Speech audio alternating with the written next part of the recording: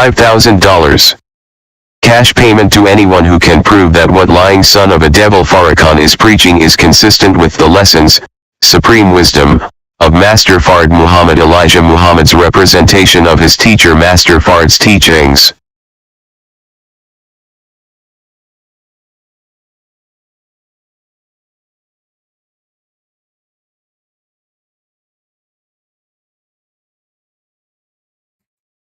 Assalamu alaikum, sisters and brothers.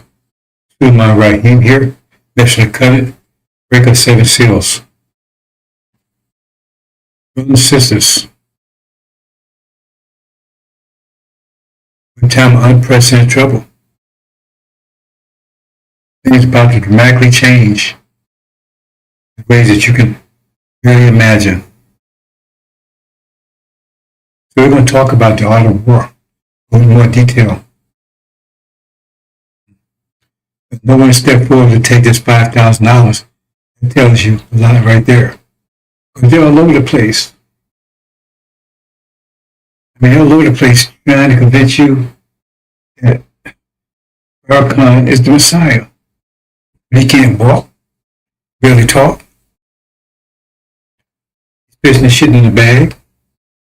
Can't wipe his own ass. He knows a known liar, but he's told he's Messiah, but he's told to shut up.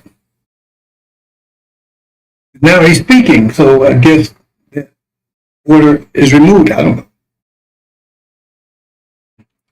I meant to bring something. I'll do it tomorrow. I was going to bring the reference about free wisdom, how we actually control the weather. That's a part of what I'm going to talk about today. But this $5,000 is open. Anyone who can do this, I mean, that's what he claims, right? So that's your easy $5,000, right? Let's move on, brothers and sisters.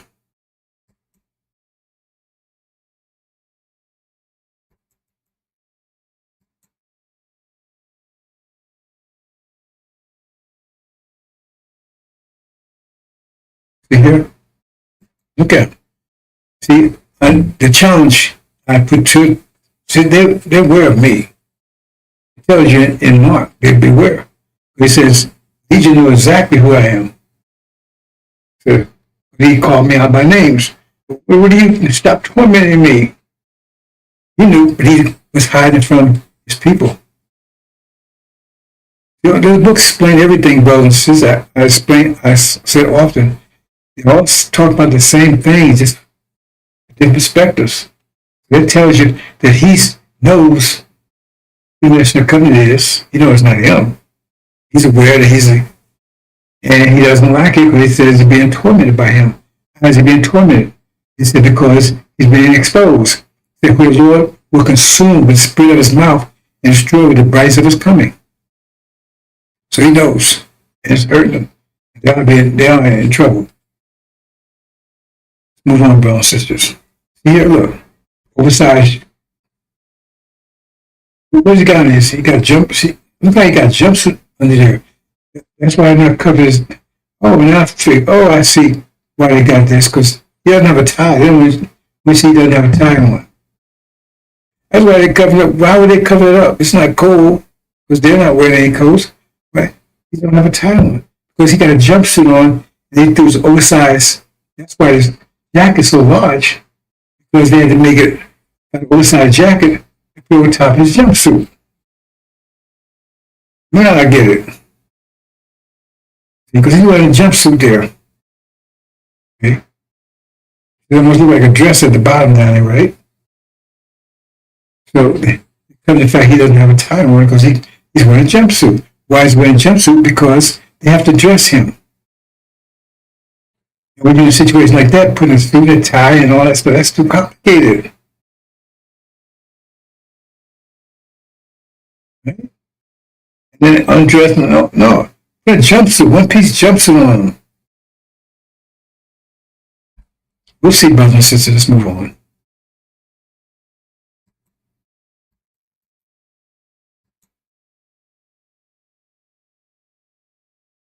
See, here's the jumpsuit. Jumpsuit right there. Ask yourself, this is a formal affair that he calls. Everybody is with suit and tie is a formal affair. Everybody with suit and tie. So why does he show up with a jumpsuit on? One-piece jumpsuit. It's all staged. See, they carry him. Look, they got a hand on his arm and everything.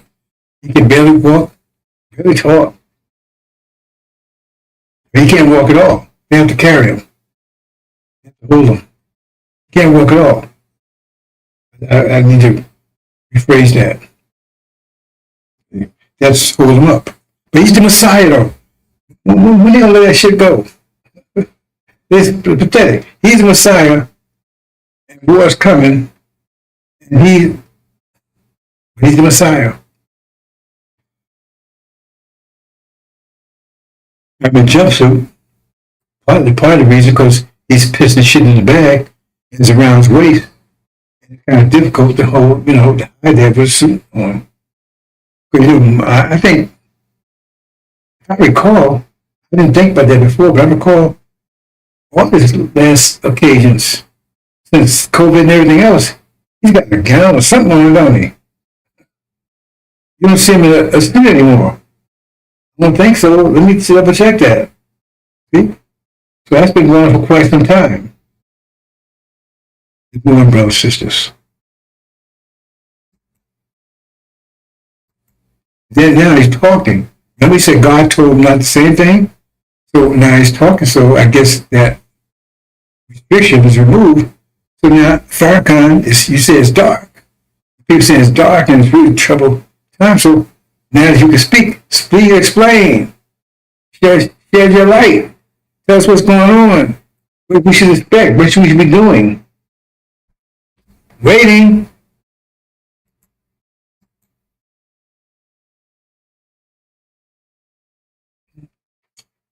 In the book of Daniel, they try to talk Daniel. They have no idea. See, Daniel's sealed book too. So if they have not broke the seal of Daniel, which they have not claimed to have done yet, then they have not broke the seal to INJIL, or you call Revelations, which they have not made the claim yet. God Muhammad never made the claim. Master Muhammad never made the claim. That means they don't know what the hell they're talking about. They should stop talking about that. Unless they broke the seals. If the seal, that means they couldn't possibly know what it means. They talk like they know what it means. So if you do, then you'll say broke the seals. If you broke the seals, then please inform us, how you broke them, and well, not maybe how you broke them, just inform us that you broke them and what we should do and how we should, proceed. It's all lies and bullshit over here. We're from the thieves and liars. But and Daniel says that this mouth would take well the saints. Now, they don't consider themselves the saints because they weren't going to inherit the kingdom. It says the saints would inherit the kingdom. So it said this mouth will make war with saints for 40 years and overcome them. So if that's the case, and you want to talk Daniel, that means that the nation of Islam is going to be overtaken by this mouth 40 years. So if that has not happened, that means they got 40 years of hell coming. They say we're at the end times now, so that means the 40 years, that wasn't with Elijah. That wasn't with Elijah. He didn't make war with the saints that would come there. That's not Master Muhammad. He wasn't here 40 years anyway. Sure doesn't know what it meant be. But if he thought he was going to come in the future, that means it's already happening. There you go, Farrakhan, the mouth. Clear enough for me. Do you then believe in a part of the book and disbelieve in the other? What then is the reward of such among you as do this but disgrace in the life of this world, and on the day of resurrection they shall be sent back to the most grievous chastisement? And Allah is not heedless of what you do. 86 These are they who buy the life of this world for the hereafter, so their chastisement shall not be lightened, nor shall they be helped. Okay, brothers and sisters, let's examine this quickly. Now, if you read Malachi, Malachi talks about Elijah, right? The God, Elijah. And then they claim Elijah's the last messenger because of that. That's what they claim. But if you read Malachi, it says no. It says there's someone coming after Elijah called the messenger of the covenant, who will come to Elijah's temple, and that's who the believer should be seeking, the messenger of the covenant. But they never speak to that. They speak to the other part I just mentioned. Never speak to that. So that's they believe in part of the book and disbelieve the other. Right there. They never mention the messenger of the covenant. They say Elijah's the last one. But God said, no, the messenger of the covenant is coming. Right? And he said, wait for him. So that's command. So they call God a liar because God said he's coming. Okay, that's the messenger of the covenant. So what would he be the messenger of what covenant? Okay, we know the covenant, that's Abraham, covenant made with Abraham, that after 40 years, 1619 and 2019, we would return home to Arabia, between the river Euphrates and the river of Egypt. But they never speak to that either. That's right in the same part. Right? Exodus was talking about, not Exodus, but Genesis was talking about 40 years internment here. 40 years suffering. Abraham had a vision of a great heart. They talk about that, the 40 years of which servitude. But the next line, they don't speak. So again, so they don't speak about the messenger of the covenant, and they don't speak about the covenant either. In fact, again, they call God a liar, because God said that's a covenant, that's what's going to happen. And Baruch said, we're not going anywhere. They call God a liar a second time. So then who is the messenger of the covenant? Who is that person? Okay, then we go to Exodus, and it tells you. Because after Elijah comes Aaron. Aaron is the mouth that see the world, see the nations for 400 years. Right? And then there'd be Joshua. He'd be the messenger of the covenant because he's the fulfillment of the covenant. He takes people home and wipes out all of Aaron and his followers. Right there. And they never mentioned Joshua either. Except last week, they mentioned the name, so they won't say, oh, see, that's all he did was mention the name. But it's Joshua. They never mentioned Joshua. And those two are connected. Messenger of the covenant, and then you have the messenger of the covenant.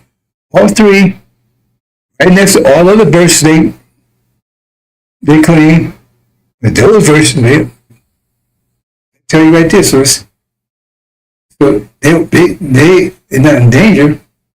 They already have earned most severe chastisement. And it's coming quick. Oh, they know how quick it's coming.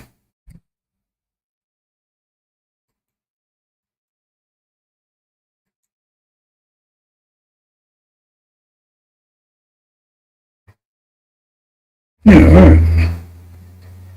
Oh. It's okay if you gotta go to the bathroom, go, because this makes you want to go.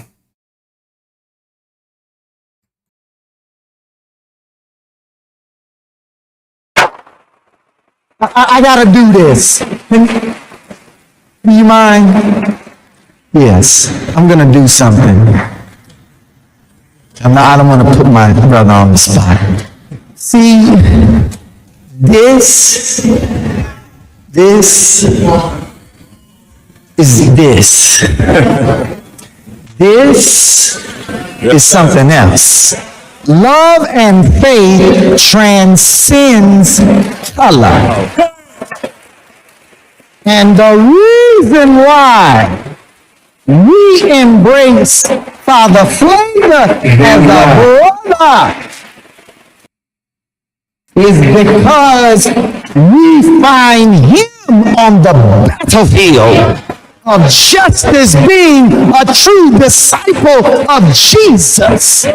And the last thing I'll say is you'll never call us racist. Yes, sir. Yes, sir. Because this day that we honor Yes, sir. Master Fard Muhammad, if you see an image of him, put his image up. Yes, sir. That's the man whose father was a black man and his mother a Caucasian. And how many of us have a parent that's a Caucasian or grandparent? It's not about color. It's about our submission to the will of God. And in that we find common ground in unity. So I'm only one shade lighter than you. And Mustafa may be 4 more shades lighter. We are family. Let's stay a family, be a family, and love each other as God would have us to love each other. We love you, Father. Happy Savior's Day. I had to do that. We love you. One more time, brother.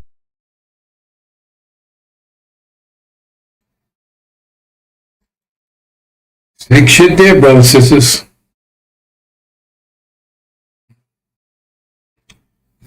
Again, see?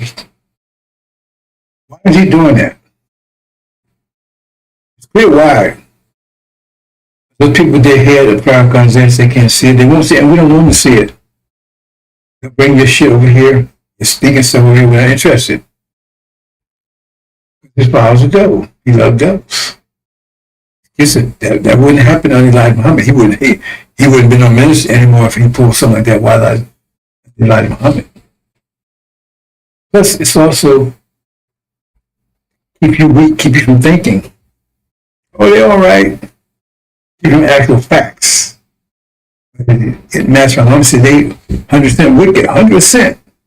They cannot be reformed. With a plant, Farag said, no, that's right, Muhammad's wrong.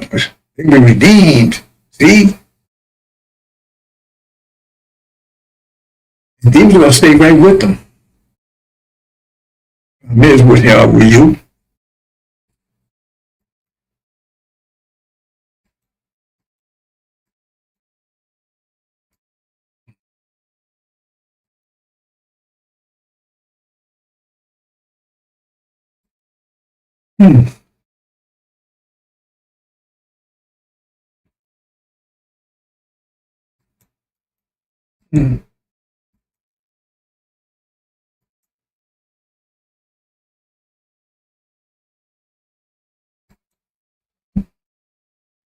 Okay, little change here.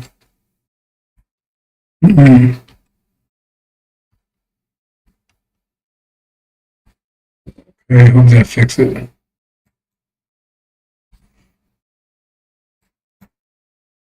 Some issues, brothers and sisters. Okay, move on.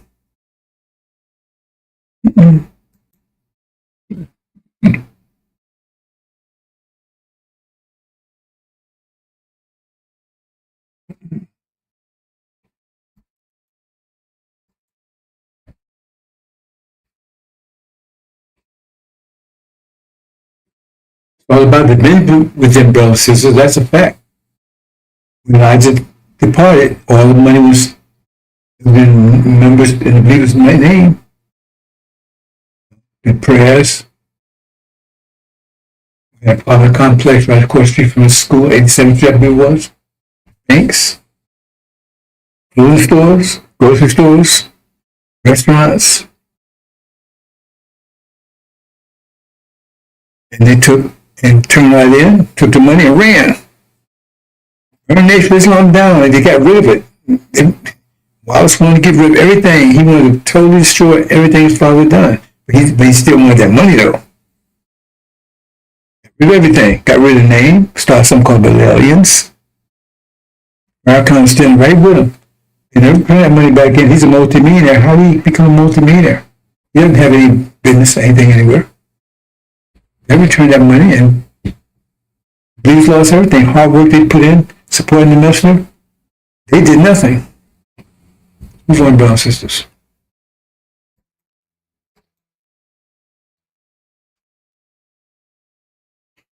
Okay, we want to talk about warlord because of the war. I want to make it clear as possible, brothers and sisters.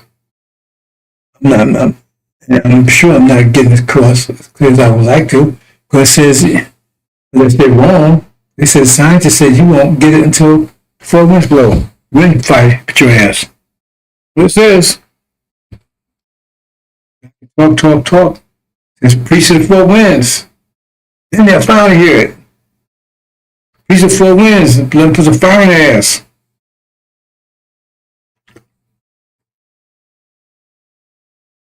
It says. Give me information, as much information I can now. It'll be available to you when time comes.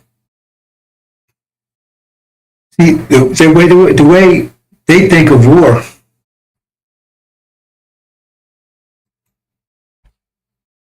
it's like numbers. We're told not to do that. See, first, before you can make war, you have to understand the nature. I mean, ants make war different than right? I mean, you got to understand the environment because war is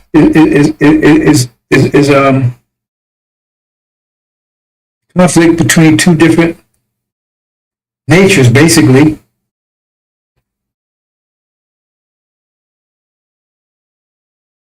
And it's mostly one is resisting, one's growing, and one resisting. It comes simply that one is growing and one is resisting. You have an aggressor and a defender. One is growing and one is resisting. That's what war is all about. Bottom line. But the point is, then you understand the nature of the growth.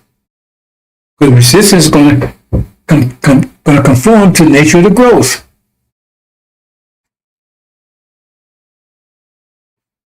The calamity during Noah's time was a flood, so he needed a boat. He just said, well, like the sons, I'm going to high mountain. No, you need something that's consistent with the calamity that you're about to be exposed to. So you have to know the nature of the calamity.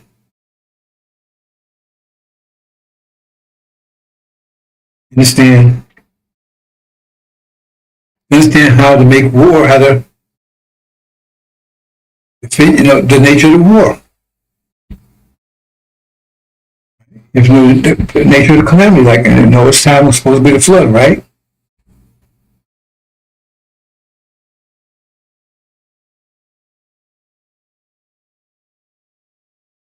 So the universe is expanding, contracting, right? And you say, well, it's 2 stages. Expansion, some going to resist that.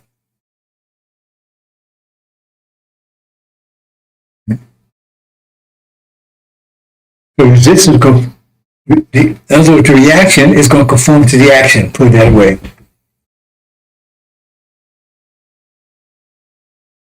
But the reaction is actually resistance to the action. Because obviously equal is trying to, right, responding. It becomes simple terms. Action reaction is this resistance to the action.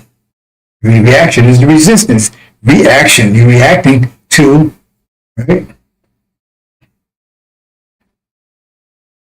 If the reaction is equal, right, then it's stalemate.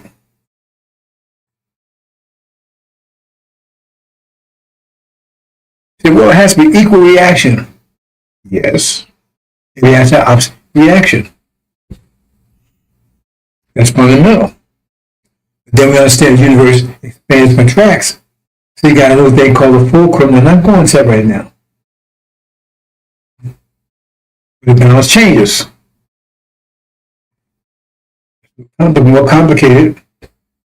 See, really, I cannot explain these things. I explain all of them, and most of you don't understand any mathematics at all.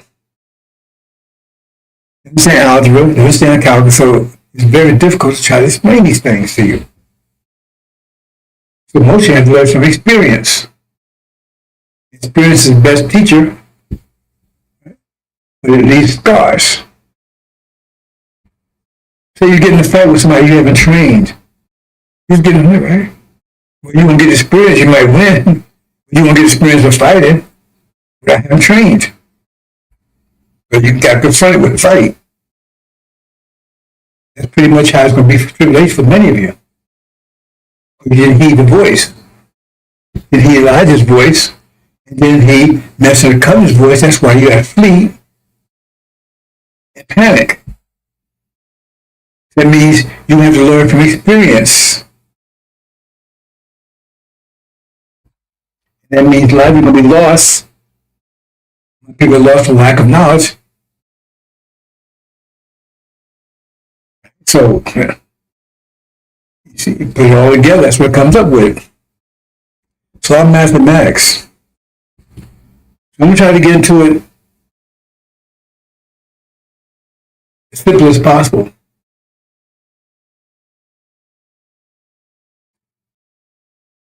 If you understand pressure, you need to study pressure.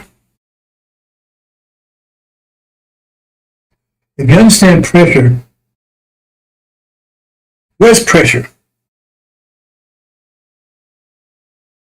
Okay, if you look at yourself, which most of you probably never knew, your whole body is based on pressure. Your existence is based on pressure. Blood pressure, you breathe in, that's pressure. Air pressure that's upon you, the internal pressure you have to balance that pressure.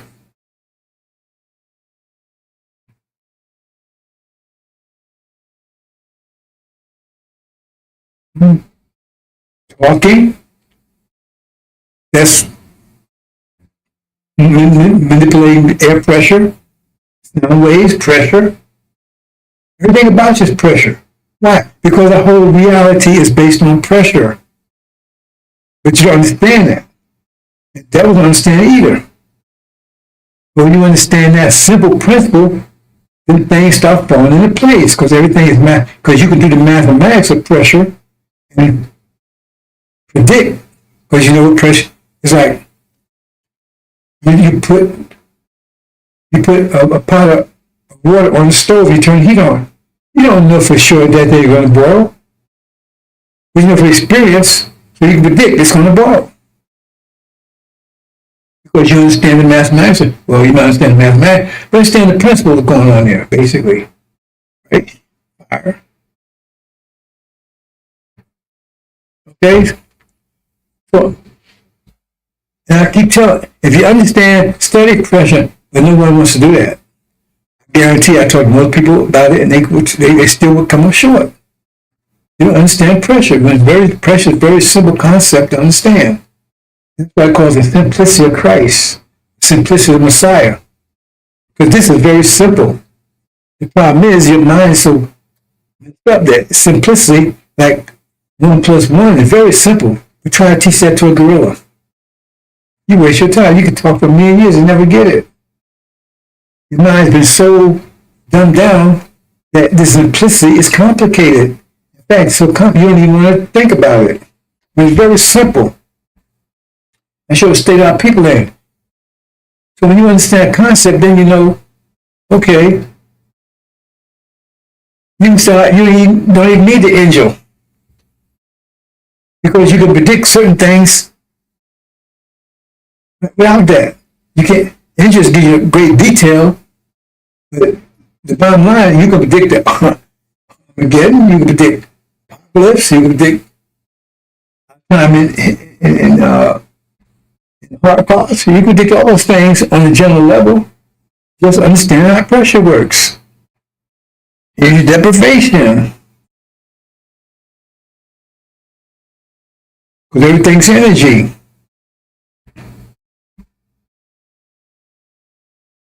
I'm trying to see how I can explain this as simple as possible.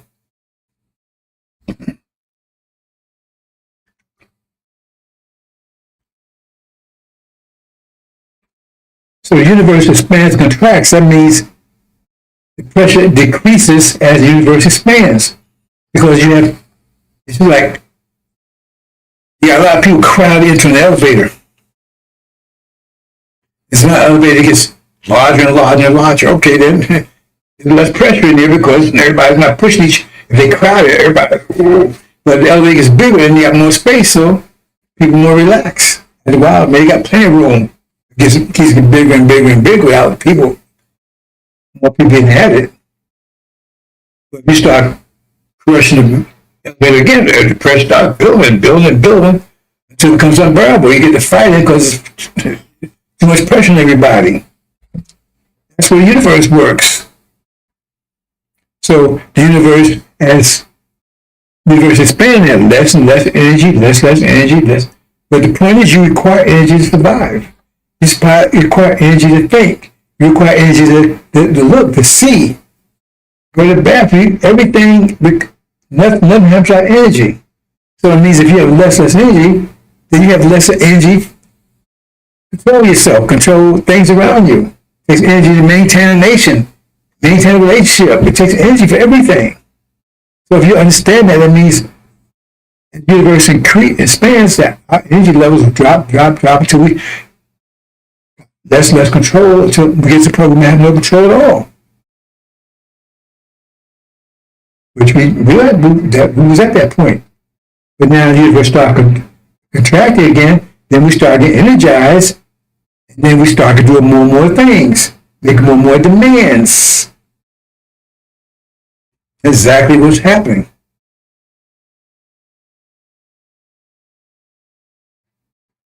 But the bottom line here is that you start growing. So what happens when you start growing, you got, on this, the most simplest way of looking at it, you got so many people on the planet. So you got weaker, so you had no control. So other people had control that didn't require as much energy you had. Didn't require as much energy as you did. Because you lost control because you didn't have enough energy even to maintain yourself. When you had somebody that didn't require that much energy, then they would have control. That's Adam. Adam would have control because he would give him power, because you're a Lamborghini, he's just a Volkswagen Beetle. So he's given control. Okay, but when you start growing again, right, now you got resistance because you've been confirmed his control. Because now you take control, and now you got resistance between your control, his control, their control. Pressure. He's going to resist because they want to maintain control, make America great again. And now you're trying to achieve greatness. You're trying to achieve liberty. You're trying to achieve. Well, in other words, you're trying to, because you was deprived of all those things before. Because you haven't energy for anything. But now you do have energy. So now you want to start getting control of things. But they're going to resist because they had control. So now it's your control against their control. And you're trying to get control, and they're trying to maintain control, so you got resistance. They're the resistance. You're the action, they're the reaction. Because you're growing, so you're the action. They're the reaction. Their reaction is resistance. They try to stop you from growing. So they cut to the chase here, right? Tribulation. You caused the tribulation. Because their tribulation is their resistance to your coming together. See the great army. But see, how do you measure how much power how much control you're going to have? How powerful you will be? How do you measure that? It's obvious. It's going to be unprecedented. Because the resistance is unprecedented. Did you know that you catch that one? That's how you're going to be the greatest nation ever. Because the resistance is going to be unprecedented. Because because your greatness is your becoming is unprecedented. Your becoming. But once you become, the resistance is gone. Your becoming is going to be so powerful. You're going to be so powerful, the resistance is going to be off the page. That means you're going to come in fast and powerful. But if you understand that, oh man, look at that resistance, and you cower. You run high. Oh man, I can't handle that. That's what he taught us. And then you see some resistance run. No, that shows how powerful you are becoming.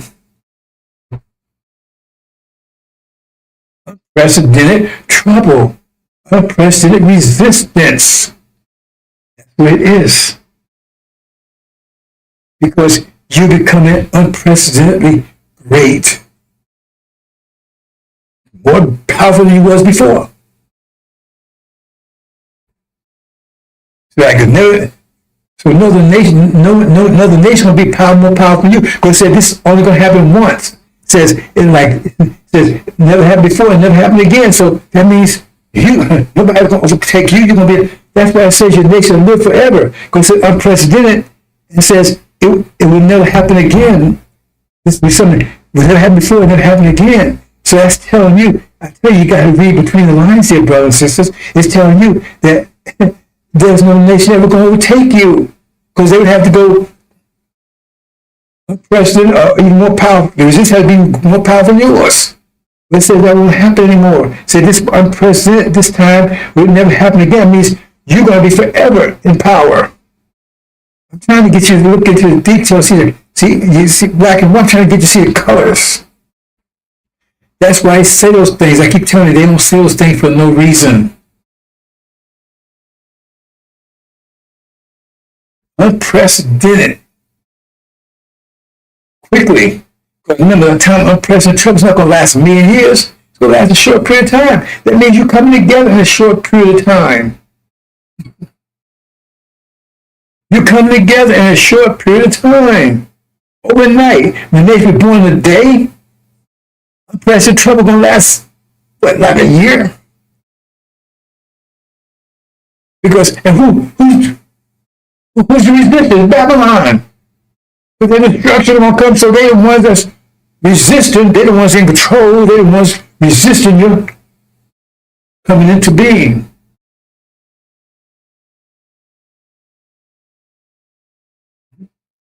And so they can't be, there must be somebody who have controlled the whole planet. Otherwise, it might be unprecedented, but it's just on an island, it still be unprecedented. No, it's a global thing. It's a global thing. They amassed all this power, nuclear bombs and everything else. They destroy the earth, they got so much. Yet still, you're going to defeat all of that.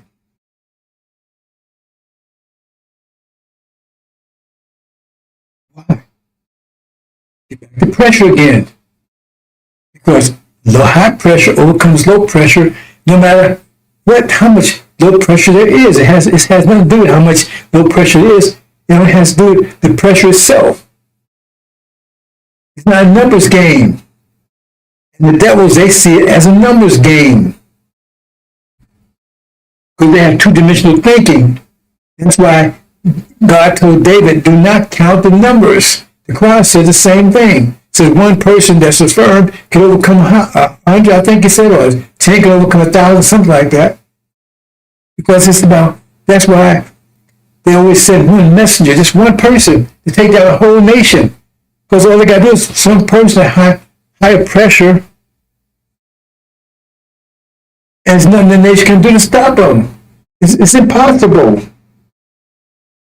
Once you understand the nature of our resistance, our existence. That's what I'm trying to get you to see. That says no weapon, I forget the word they use, but no weapon formed prosper against you. Because low pressure, no matter how much it is, it cannot defeat high pressure, and it's impossible. And so the point is, how do you achieve higher pressure than the resistance that you got about to face? The resistance is going to be unprecedented, but the point is still, it's a level of pressure. It's a level of pressure. And right now, your pressure is lower than theirs, so they still maintain control over you. So what's pressure? Pressure is power. But what's power? The formula for power is discipline times energy is power. So if you have energy, But you don't have any discipline, you have no power. That's what they teach you, no discipline. Not teach discipline. They give you Christianity, got a cross around your neck. It tells you, don't worry about discipline. Just, you're going to take care of it. I can't control anything. See?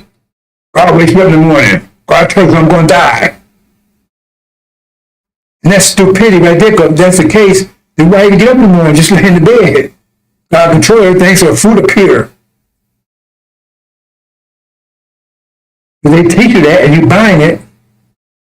So therefore, you have no power because you're not applying any discipline. Because the mind they gave you tell you you don't need to be doing that stuff. We'll do it for you. You have to apply discipline. You have to go to the gym. I hear a servant, he'll pick everything for you. You have to lift anything, he'll lift it for you. So then you never gain any strength. That's what it's teaching you. No discipline. Obedience. Obey master. They'll teach you discipline. He's going to take care of it. What you fasting for me, man? Pig out, man. Let's go get some pizza. Let's get something to drink, man. Hey, man, let's snore a little bit. Hey, man, I like that little hot air. Let's go test. Let's go tap that. That's what you hear all the time. No discipline. Because even on a basic scale, every time they let you in the door, you knock the door, you break the door down. They let you into boxing, you broke the door down. They let you into golf, you broke the door down. They let you into baseball, you broke the door down. You left in football. You see, they know that you're superior to them when you're on the same level field as they are. You're on the same field and right, the same level. So if you learn discipline, then you have more power than them. And discipline is the law. They don't teach you the law. Oh man, no, you shouldn't be out there doing this. You should know. A law is discipline. That's why I tell you, we're going to talk about that in a minute. This discipline. Elijah Muhammad taught. I was with Elijah Muhammad. And you had to obey the law. The laws that he gave you. There are different levels of law. Like go to the gym. There's different levels of gym. You go to the gym, you go. There were 20-pound weights, 50-pound weights, 100-pound weights. It's all in there. Depends on how much you put in, how much you're going to get out. No pain, no gain. So the law Elijah Muhammad gave you was above the law, was actually basically pretty much the law that they had. They weren't practicing. But then you start becoming powerful, and they start freeing Nation of Islam, and they start taking care of business. And with fear, they said, oh no, we got to stop this. So to get people's attention. And they came in Nation of Islam and applied what Elijah Muhammad told them to stop being successful. They started, right, we got to put an end to this. That's where Farrakhan comes in. He's not teaching you discipline. Oh, we loved it, though. We love America. It's not, taking away you don't know who your enemy is anymore. Your enemy is yourself. Scientology. Oh, it's all in your mind. They're not teaching discipline over there. Because that was a job to take away discipline from you. Because they're not going to throw you out. But lack of discipline, they might say that. They don't. No, for a fact they don't. Teach you discipline over there. That's why Nation of Islam has failed, is weak, disrespected, rejected, ignored. Not the same thing Elijah Muhammad had. These clowns out there that claiming Elijah Muhammad, they're all liars, and they're all going to pay the price. They're going to be crushed to dust because they're low pressure. And the pressure's coming up. Remember, when this comes, if you don't, this pressure, like the Quran says, you feel our power.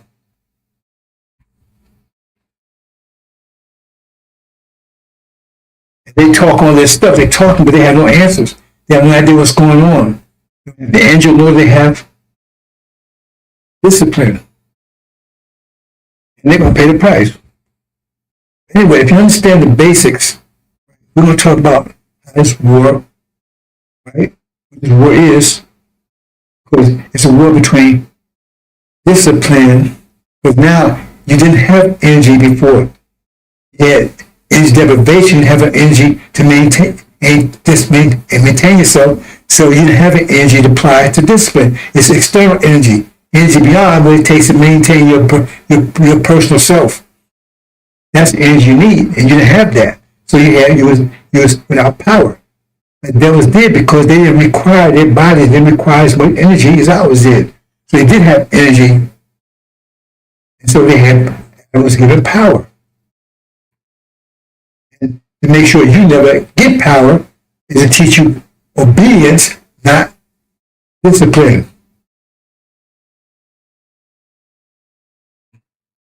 You start talking discipline, man. I'm a fast. What's wrong with you, bro?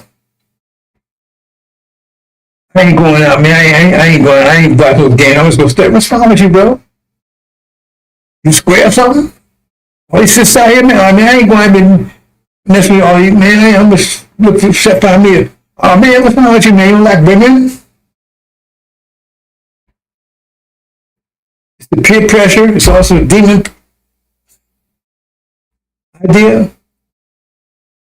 Yeah, so all these things, plus all this confusion out there with all these clowns claiming they got the word, they don't have a goddamn thing. They're going to get something in a minute. Let's move on, brothers. We're going to talk about all the war. If you got anything I've been talking about, anything I'm saying, it comes down to who has the greatest, who has the most power. Not even that. That's, well, you can say, well, no. In other words, greater power comes lesser power. So if your power is 99, another person 100, then you can overcome them because you won more.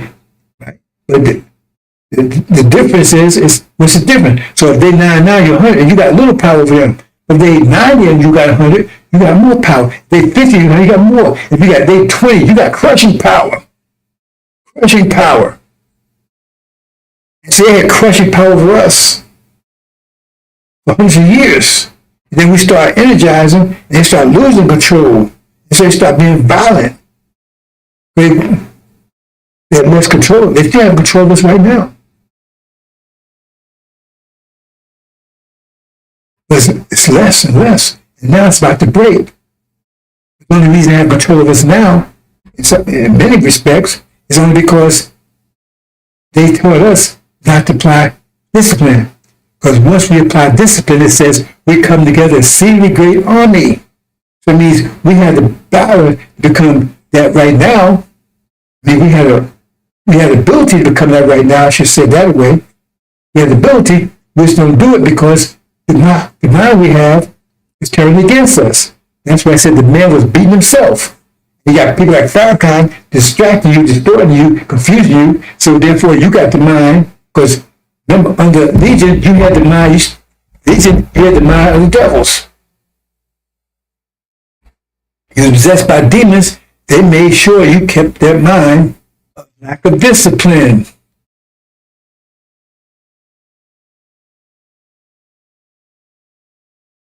So once you get that, I mean, you're going to start coming together. They're going to attack you.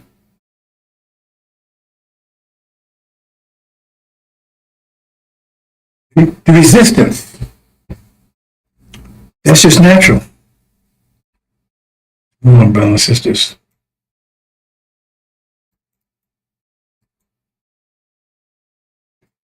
Okay, let's look at this pattern here. Now, this pattern here is, this shows our journey from no power and deprivation to powerfulness. See?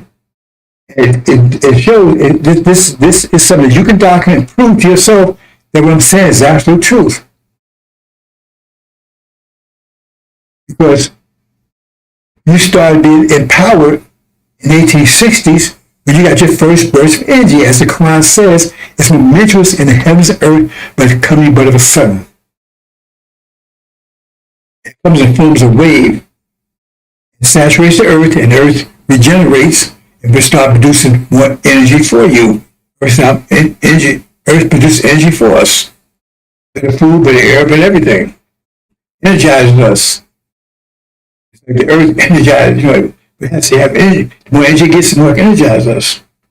Okay. So we go back to 1820s, where we was house niggas, field niggas, totally under control. We had no energy. Just enough energy to maintain ourselves.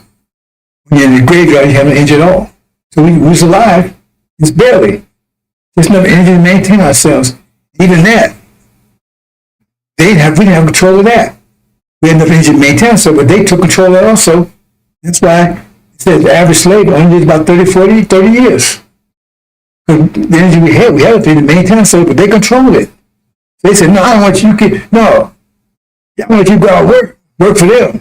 Go out and pick cotton and everything else. So it means the energy we had, we couldn't use it for ourselves. We used it for them. So it was destroying us. We kept being the shitlings. Exactly what it was. Working 24/7. That was the horror of it. So let's follow through. Let's go here. This is basic, right? House niggas. The house niggas was their children. They raped children. Keep that in mind. Blacks is a generic term. They raped our women incessantly. That's why the Bible says, right? The demons, it talks about wheat and the chaff. Wheat and the tares. Somebody sowed the chaff amongst the wheat. It was all mixed together. They were enemies to each other. Wolves in sheep clothing. It was mixed in. And that's what happened. That's their seed. Skinfold. They look like us, but that's their seed. So if you want to act according to nature, seed, you can't change their nature. Their nature is the seed. Their nature is the nature of their fathers. But they mix in with us. That's one of our main problems. Remember, the man was possessed by demons. That's why his mind was against him. He was possessed by demons. So, and the chief demon was Legion. Louis Eugene Grounds and our backwards. So here we are right here. So the house niggas, they was master's children. His raped children. He allowed them in the house. That was his children. He was their daddy. That's who was out in the fields. Right? This was in worst condition. Was at lowest condition. Then we got the first energy wave, 1860s. Now, okay, that's we broke our chains. They didn't do it to us. So they tell you they did it for us. No, it was our spirit that was that about. But it's no story altogether, brothers and sisters. They keep taking. They say, "Oh, we free." No, they didn't. They want to take claim. They want to claim it, right? That's part of the deception. Anyway, we broke the chains. But we had two ideologies, two natures, two mindsets. Us niggas now, they want to stay with master. They don't call them Negro, they call them Negroes now. They want to stay with master on the farm. The other ones, the field niggas, hey man, I'm getting the hell away from master. They ran to cities. That's exactly what happened. And then what happened? Go check this out. Blues. Where did that come from? It's from blues established, because that was our nature. But now we start getting energy. We start manipulating the atmosphere because we make it on the planet. We control the atmosphere on a very number. If we got low energy, control. Like have a weak battery, you don't get your phone don't work that well because it's weak. That's our emotions was affecting the atmosphere. You call it blues, you call it music. Low level, because we had low energy. We had energy, had enough energy to. Now, control, to have control over the atmosphere. Pressure. Music is pressure. Vibrations, currents. Okay. 1860s. Then what happened? 50 years later. Remember, I said it's 50 years. So what happened? Go 50 years ahead. Oh, another kind of fun music. Now we start getting jazzy. We still affecting the atmosphere on a low level. Imagine what it'd be when we get fully powerful, exceeding great army. Imagine how much control we have of the atmosphere then. We start respecting the atmosphere. That's what music is, but it's on a low level. We're also expecting the weather, but very low level, so we can't perceive it, but we are affecting the weather. That's why the weather or eradicate everything else, because we still have, like, when you first learn to drive a car, you jump because you didn't learn how to control it yet. We control these things, brothers and sisters. Make our own creative powers God universe. You'll see it once we come together on the same wavelength, on the same frequency, all things the same way. Then you're going to see hurricanes and tornadoes because we willed it. That's going to be one of our weapons for tribulation. Anyway, yes. Look, two different ideologies again. It's more increased now. One will be more like devils, Eurocentric, Du Bois, then Marcus Garvey, who drew our least before, Afrocentric start. So we didn't even know about Africa, none of that stuff. Now we start getting jaded, start learning about ourselves. We don't call ourselves Negroes, more our colors now. You see? Separation, because you got two different natures there. They told us we want people to know. You see, two different ideas. And the ideas coming stronger. Every 50 years. Let's go back another 50 years again. That'd be 100 years after 1860, it'd be 1960s, right? Or a new form of music.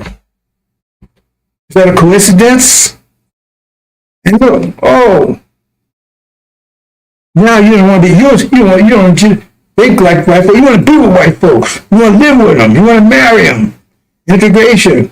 In other words, hey, you want to get the hell out of here. You want to just think about Africa. You want to get the hell to Africa. Get the hell out of here. Those two people represent that idea. Is that a coincidence? Those are two major ideas in the 60s.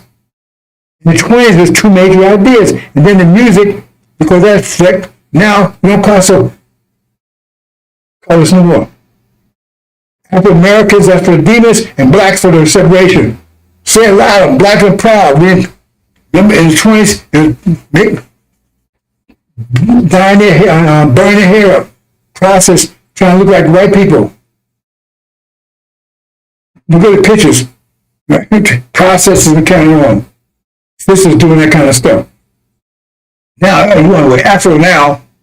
Even James Brown, he got rid of that process and got rid of Afro. You understand, brothers and sisters? The separation is more distinct between the two. So you see, we're two different people. Two complete different ideas, and nation was broken down, split. That idea was split. See, Elijah Muhammad, Moses King sitting down together, but we're split. You see, ideas are split. The nature is split.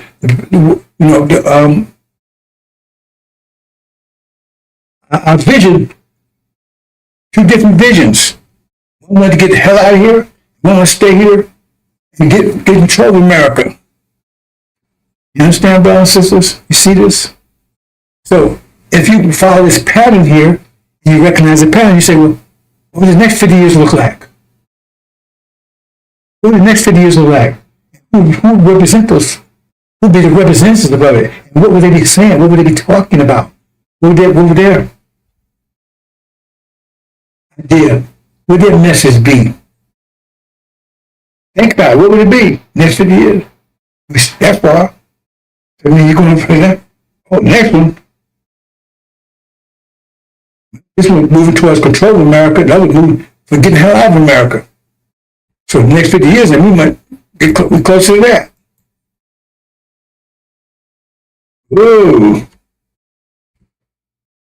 Now you go. And now the separation is clear because now you recognize we're two different people at this point. It's so clear, yeah, we're two different people. At this point, the separation is so great, you say, no, we're different people. They're white people with black skin. Everything you talk about. In other words, they're true Israel. They want to go home. See? And the music, what the music be like? Music of victory. Of war. Isn't that what it says? In the Exodus, there was a sound of war, not a sound of victory. There's a little hint there. A sound of victory or defeat. They was rejoicing. Right? So what was the music they were rejoicing to? We heard music, right? You see, it's right there. They were doing some kind of music.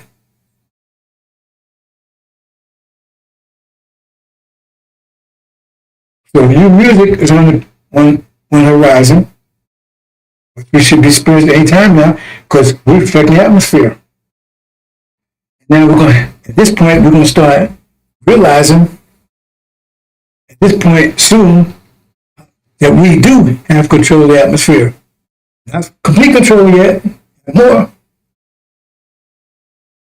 Once you learn in the car, first you're jerking, then finally, hey, then you're jerking, but you still learn how to drive the car, right? But now you're smoother. So you want to have enough control of the atmosphere to use as a weapon during tribulation. You have enough. That'll be one of your weapons. You won't need guns, and knives, and bombs. Because the weather's more powerful than atomic bombs. You know, planes can't even fly without the weather's bad. Missiles can't fly if the weather's bad. Isn't that what the Quran says? You only fly without permission. You can go from one place to another. That means that might be a little complicated for you, but anyway. You hear? So let's look and see what would you think the person that represents that demon there that wants to stay here and take America, what do you think they would be saying? Remember, because we see what Martin Luther King was saying. Integration. We have lived next door to you. Equal rights. So what would you think this person was saying at this point in time? The person that's going to represent that side. Let's look. Let's take a look. See if we can see that.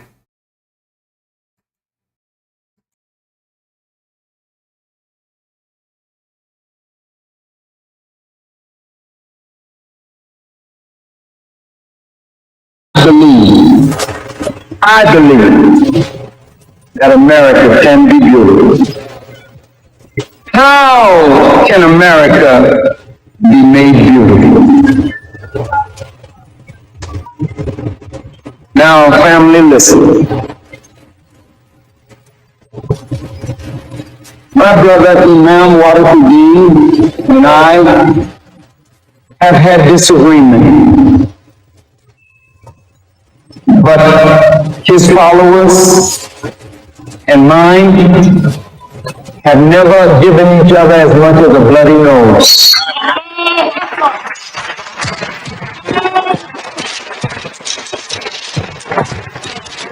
Because in spite of our differences, there's a deep love in us. We don't like the things about our nation that is not good, but I don't want to live anywhere else. I want America to be made right. I don't want to see America go the way of Rome and Babylon and Sodom and Gomorrah. But why won't you go that way? If the men of religion and the women of religion keep silent.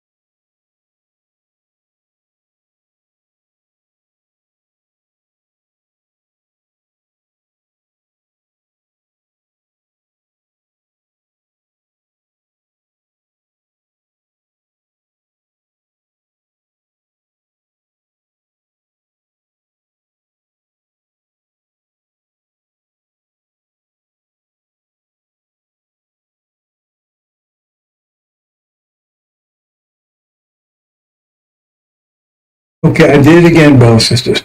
Let me speak this again. You got two situations there. At this point in time, let's back up. Yeah, speak to it.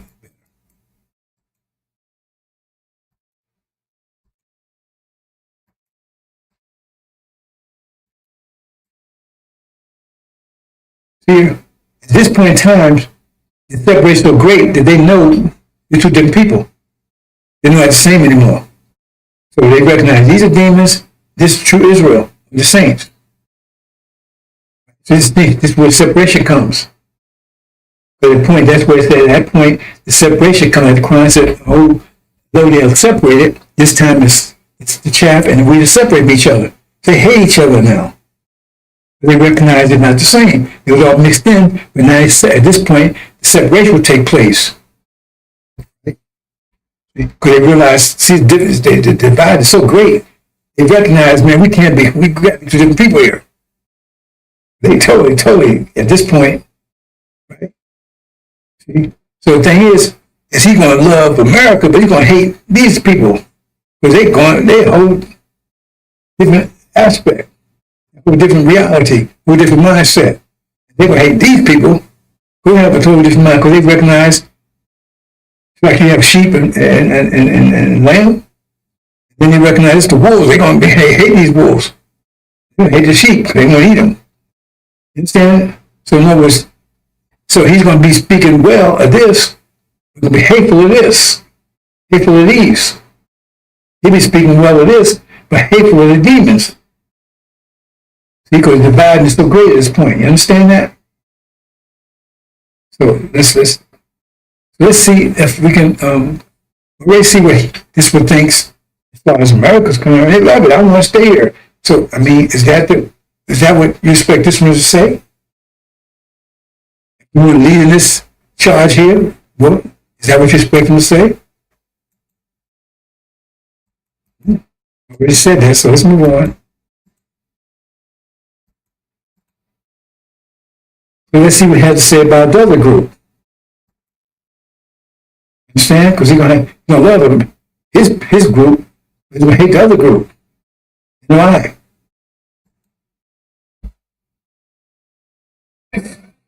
Uh-oh. You're mess up again. Make it.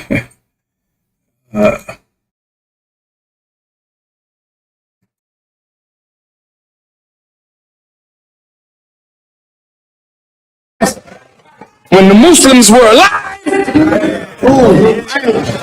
I'll say it again. When the Muslims were alive, you dead as hell now on both sides. Yes, sir, brother. Yes, we are. Yes, sir. That's real, both sides.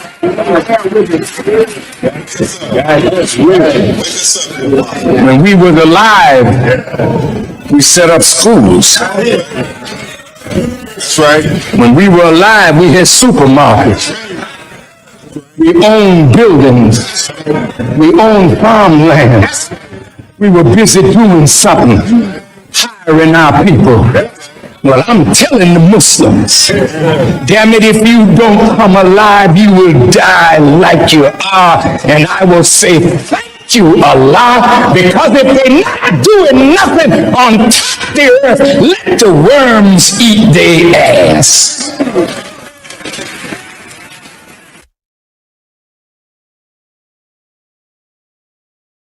Brothers and sisters, you got a lot of hate for the NOI. Both sides, male and female, because they ain't going on his program. But he got love for the devils. So I don't know if that makes sense. I mean, I'm off base here. That's what it sounds like to me. He don't mention the fact that he was the one that killed him. He killed him. Him and Wallace. They killed everything Elijah Muhammad built. When he was alive, yeah, what happened? How can they kill him? Because you're the one that killed him. And then you came back after the slaughter. You came back to eat the flesh like a buzzard. What was left? I'm just pointing out to you, brothers and sisters, so you make it what you will. Would that be the disposition of someone? No, his father's a devil. That right there tells you enough, because he got the seed of his father. He not see Abraham. His name's to see Abraham. He's a devil. You are what your seed is. You are what your father is. You are what the seed is. So the seed came from his father, the devil. So that means he's a devil too, in black skin. Let's move on, brothers and sisters.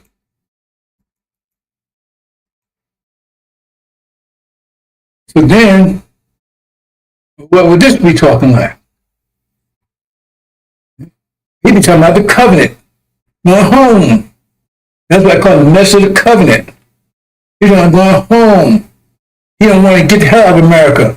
He's condemning America. He's condemning everybody in America. He's pointing out who the demons are. Two different ideas.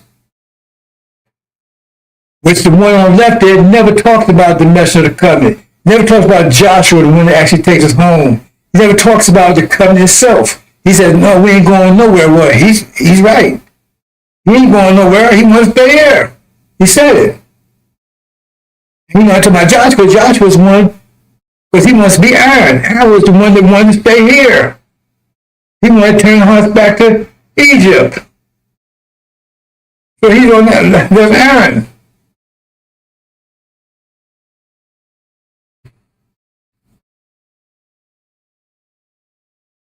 See what I'm saying, brother and sister? He wants to get the hell out of here. So what would he be talking about? Because you see what this one's talking about? He hates us.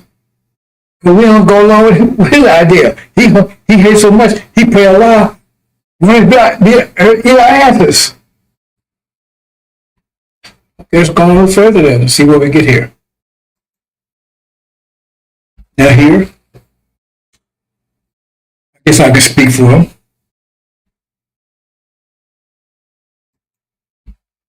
Condemn the other group over there. He's a liar. He's a demon. He loves America. He ripped off Nation Islam. The people of robber. He's robbing Nation Islam. He's trying to guide them into his path, Scientology and everything else. He's a multimillionaire. We don't have any business. He's robbing the nation. He's trying to take the nation away from the message of the covenant to his direction. That's why I say he's robbing the nation. But the message of the covenant, he's investing in the nation. He's claiming he's the Messiah. So he's claiming he's the person that the Messiah is. See, he's robbing, because he's not saying he's with Martin Luther King.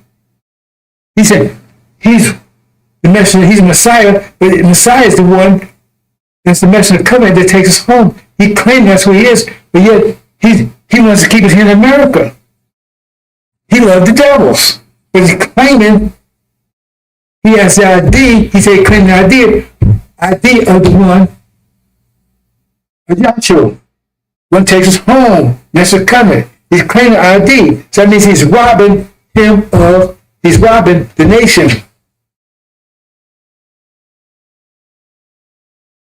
He's deceiving the people over there. See? Because he tells you he's over there, because he says, hey, when he's alive, in other words, he's over there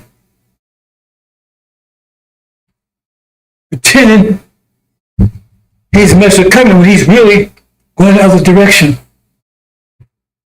He tell you. I don't want to see that happen in America.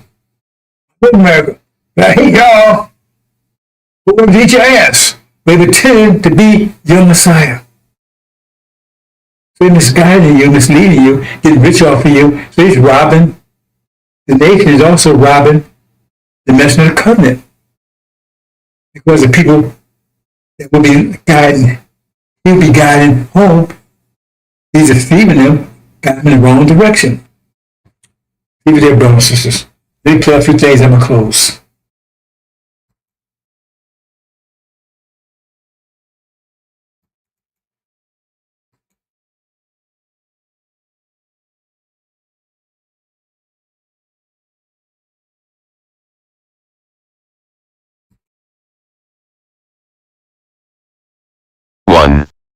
Now after the death of Moses the servant of the Lord it came to pass, that the Lord spake unto Joshua the son of Nun, Moses' minister, saying, To Moses my servant is dead, now therefore arise, go over this Jordan, thou, and all this people, unto the land which I do give to them, even to the children of Israel.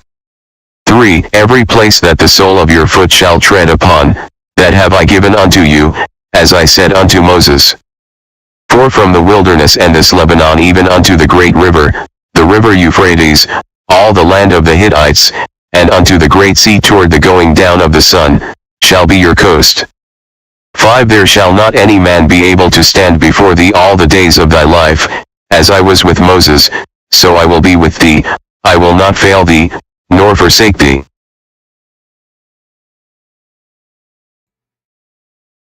See, brothers and sisters, you'll be the one, Joshua, that's standing with Elijah, because he followed Elijah. They don't mention Aaron at all. Aaron's a deceiver. They passed over him to Joshua. And Joshua was to take us home, to the river Euphrates home, but they never mentioned him. So you have somebody in Malachi, you have the God, you have Elijah, you got somebody that's cursed with a curse, cancer at 55. Right? They're pretending to be something they're not. It's robbing the nation.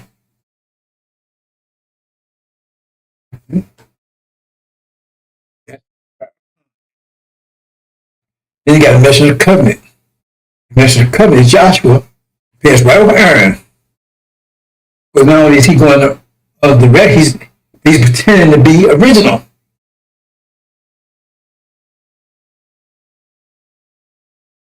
Deceive you in going in that direction. It was hatred. Remember, he showed you how much he hates you when this was a lie. Come on, male and female.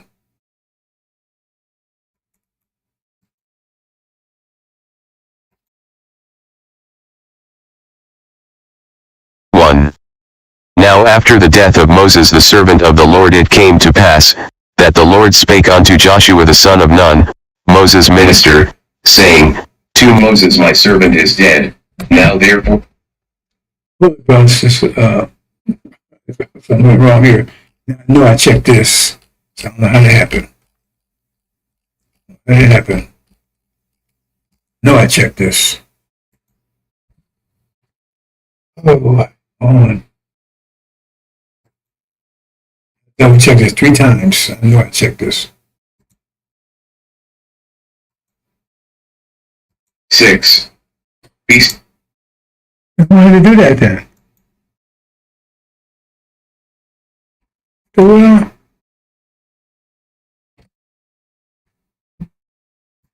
how did they do? Oh, okay. Wow.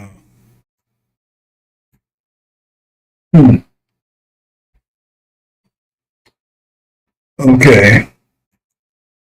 Check another one.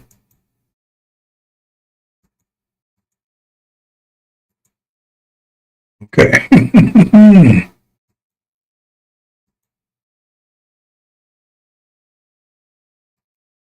That's a good one.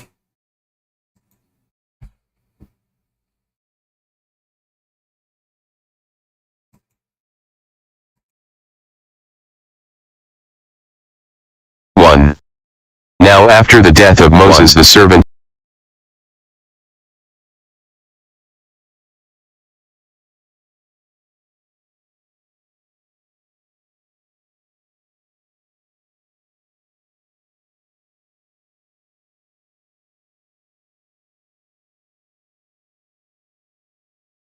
six. Be strong.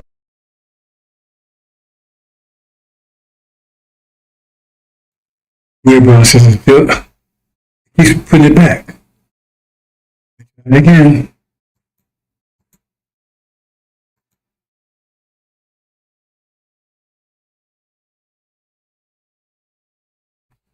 Hmm.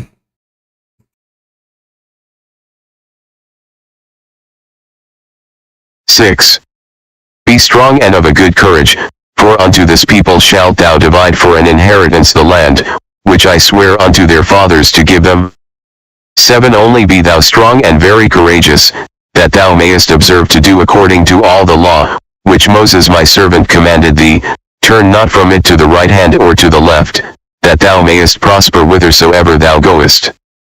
8. This book of the law shall not depart out of thy mouth, but thou shalt meditate therein day and night, that thou mayest observe to do according to all that is written therein, for then thou shalt make thy way prosperous, and then thou shalt have good success.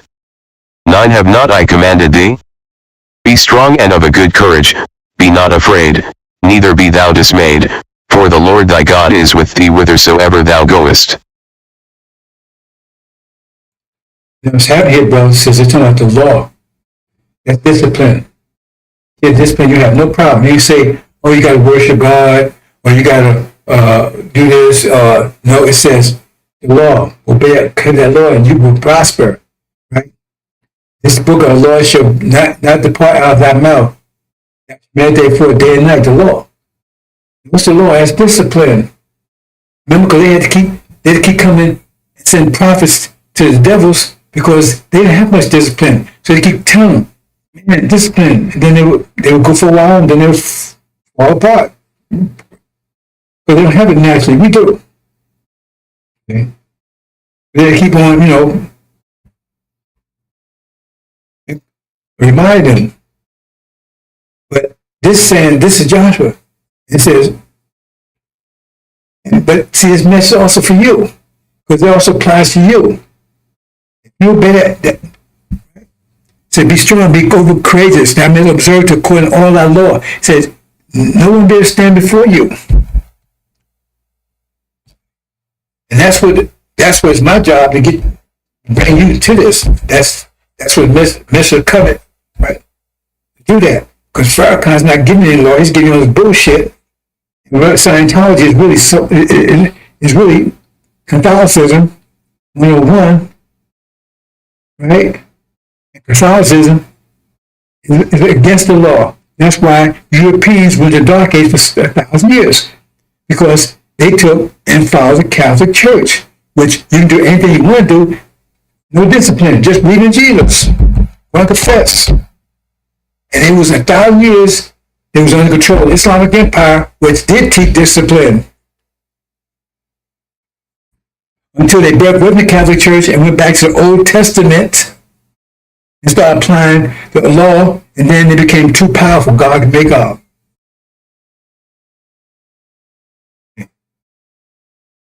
But now they're losing ground again. They don't have natural discipline. You understand? This applies to you too, if you apply it. The more you apply it, the more you go to the gym, the stronger you're going to get. The more you apply it, the more powerful you become. The more powerful you become, the less control they have over you. Until they have no control. That's what happens. Tribulation, you got to break their control 100% to get out of here. Because remember, part of their control is to keep you here. So to get out of here, you got to break their control. That's part of what the tribulation is about. You got to break their control. You just can't leave. You got to break their control over you. They control over you because they have greater power than you. Once you get power, you have to break it. And then remember, their power is control. They have enough power to control. Remember, tell Pharaoh, let my people go. You wouldn't do it. You got to break their control over you.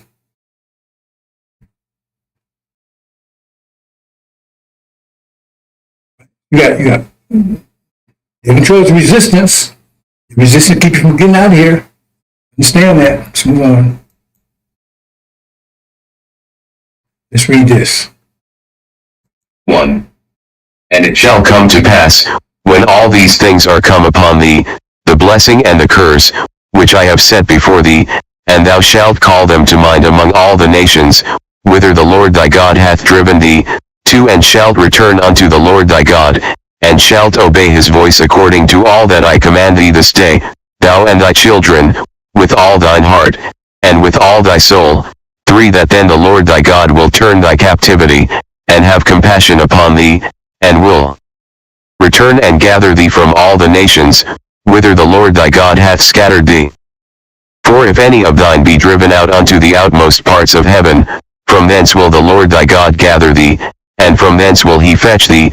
5. And the Lord thy God will bring thee into the land which thy fathers possessed, and thou shalt possess it, and he will do thee good, and multiply thee above thy fathers. You were staying there, you'd be great in your fathers. So you'd be exceedingly great army, exceedingly great nation, greater than ever. Plus, it says you will return until you have all your heart and all your soul. Because at this state, right, the discipline we need, we have to be 100%. 100%, or you ain't going to make it. I think people understand that, 100%.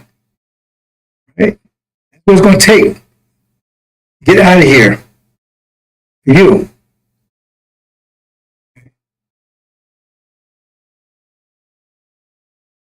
You understand? Okay, let's move on to the next one.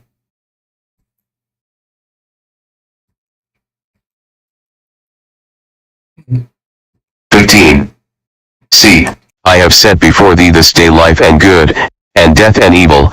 16. In that I command thee this day to love the Lord thy God, to walk in his ways, and to keep his commandments and his statutes and his judgments, that thou mayest live and multiply, and the Lord thy God shall bless thee in the land whither thou goest to possess it. 17. But if thine heart turn away, so that thou wilt not hear, but shalt be drawn away, and worship other gods, and serve them. 18 I denounce unto you this day, that ye shall surely perish, and that ye shall not prolong your days upon the land, whither thou passest over Jordan to go to possess it. 19 I call heaven and earth to record this day against you, that I have set before you life and death, blessing and cursing.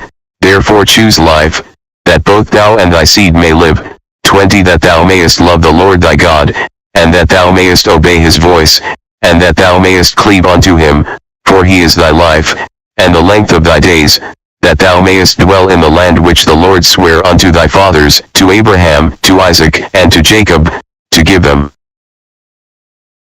Sandy Brown says that you're confronted with two things right now. So-called, right, American dream, or going home, Farrakhan, or Mission Covenant. That's the choice you have right now. Some of you cling to the earth. Oh man, that's that gravitational vortex. The original. Well, man, I got a house here, man. I got me a white wife. I don't want to lose this. I want that job. So you got to cut all that loose. 100%. That's the choice, life or death. That's what you're faced with right now. See? I'm telling you, death. Oh, you go, no, stay. We want to take America. We love America. Devil ain't devil anymore. He's their spokesman. He's the mouth. American dream, all these commercials and everything now, interracial and all this stuff. That's the choice you have. You have to make a decision. Nobody's going to force you. Let's move on, brothers and sisters.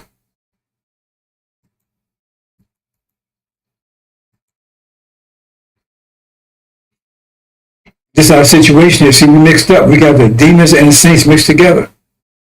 They call us blacks. It's two different people. And so we neutralize each other's power. They're the ones causing the crime, killing, and murdering, and raping. But we get the hit for it because they mix in with us. That's why once we're separated, then it says, we shine as the stars of heaven. They burn the fires of hell. So Suleiman has to do is separate the chaff and the wheat. There.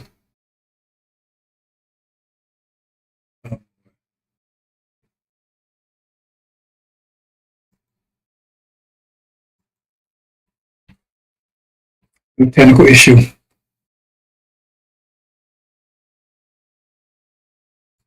That was my sound yet, I don't think.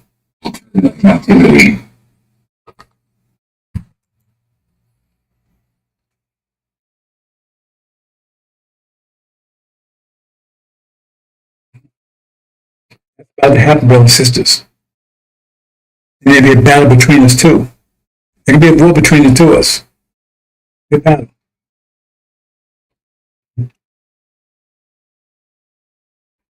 Move on. Now this is just a graph of crushing. Right? Okay, I didn't do that right either. See? Greater pressure overcomes lesser pressure. That's the more, see, crushing it. Right now, we're being crushed. Are people in jail? I was trying to explain. See, you think this, if once you understand that principle, you're powerful, you become a God. People in jail because they got lower pressure than the devils have. It's not the cells that's keeping you in the present. It's the person that got the key to those cells. If your mind is more powerful than theirs, mind power is more powerful than theirs, they have to let you go. See? Let's have another trial. Or maybe somebody confessing, whatever. It come immediately. Once your pressure is great in this, they have to let you go immediately. Not tomorrow, not next week. There's no differential between differential time between greater pressure and low pressure. Put two together, greater pressure always overcome over low pressure immediately.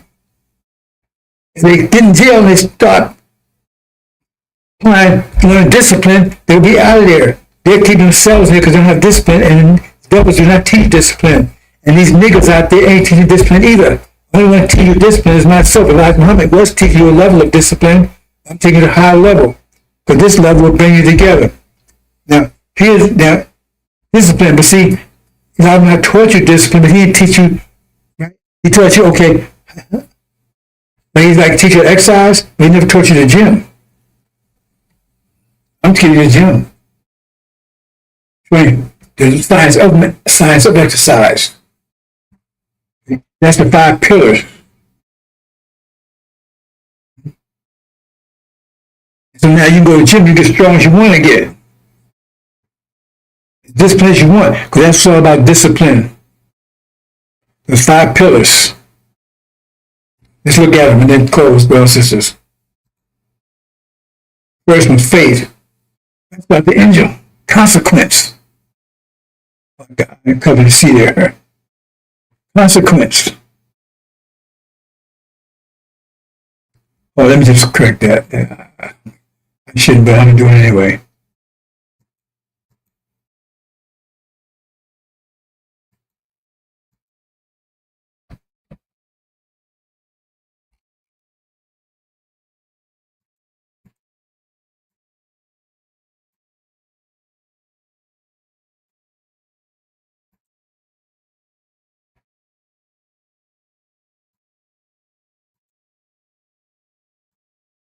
Angel.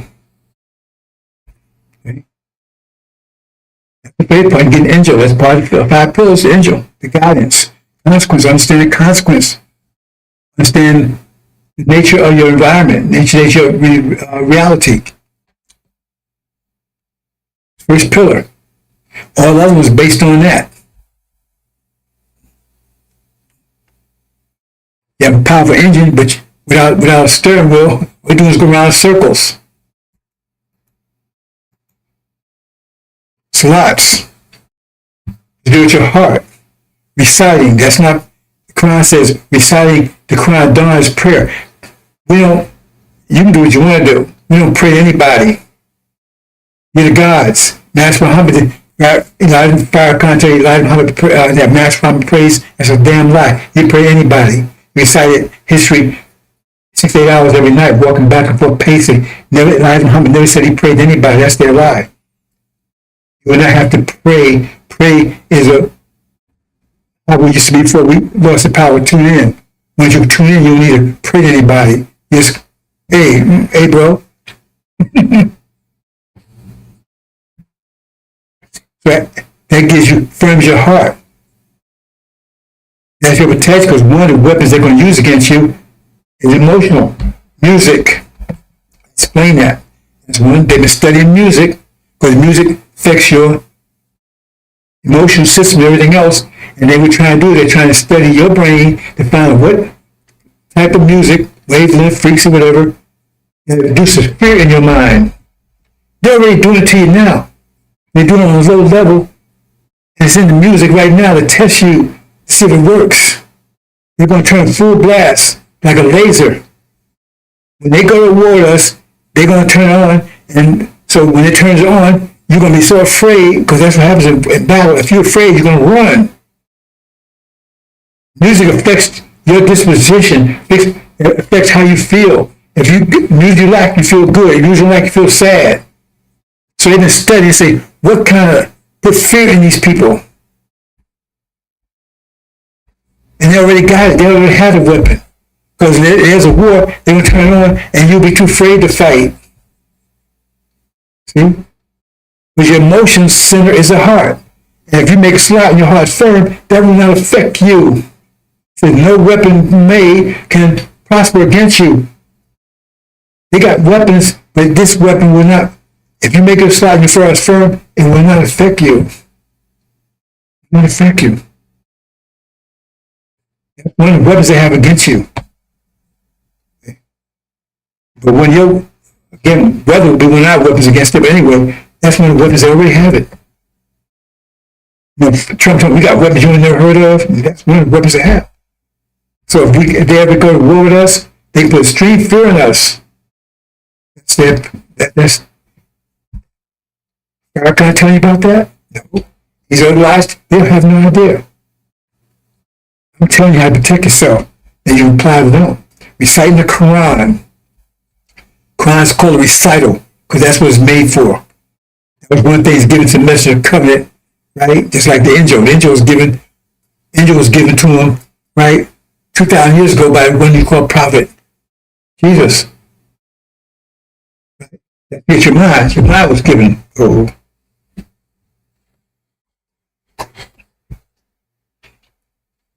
Okay. And the recital for that was given by Prophet Muhammad, right in the Quran.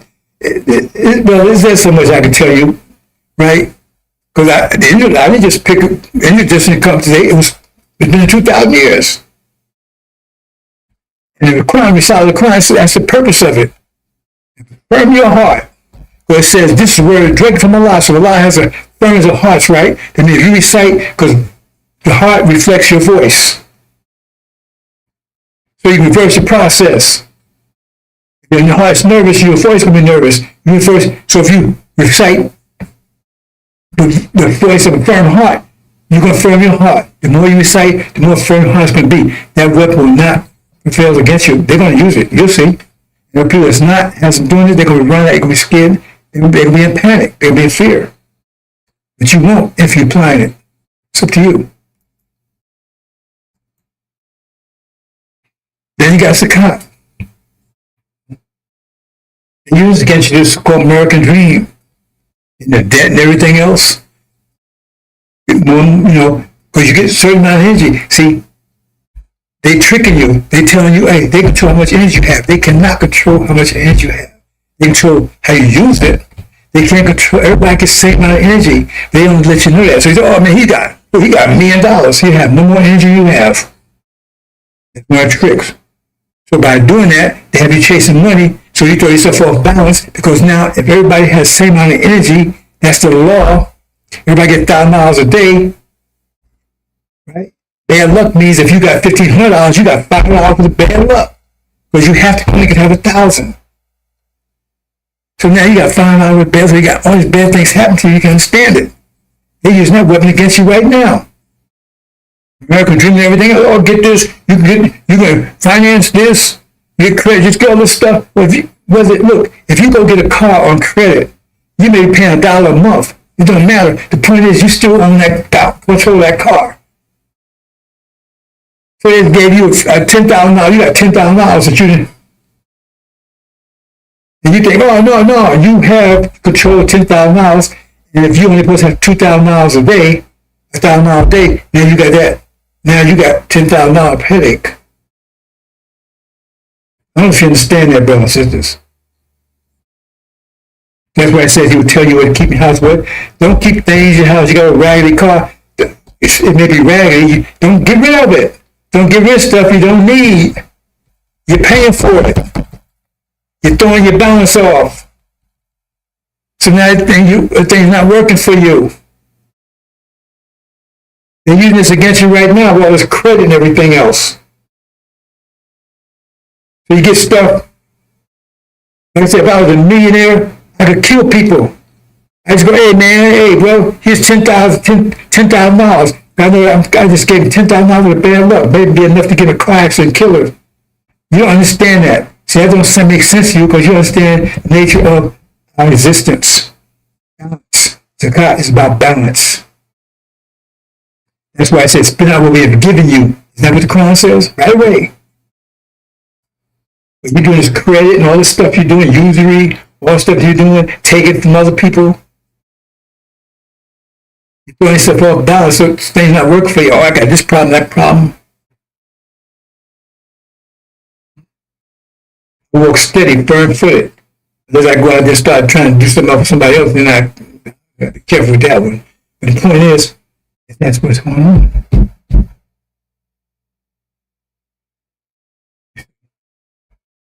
You understand, brothers and sisters? It's up to you. You get rid of all that stuff you don't need, or be taking stuff you don't need. Spend out what we have given you. Well, I want this house. Well, okay, you went for the American dream.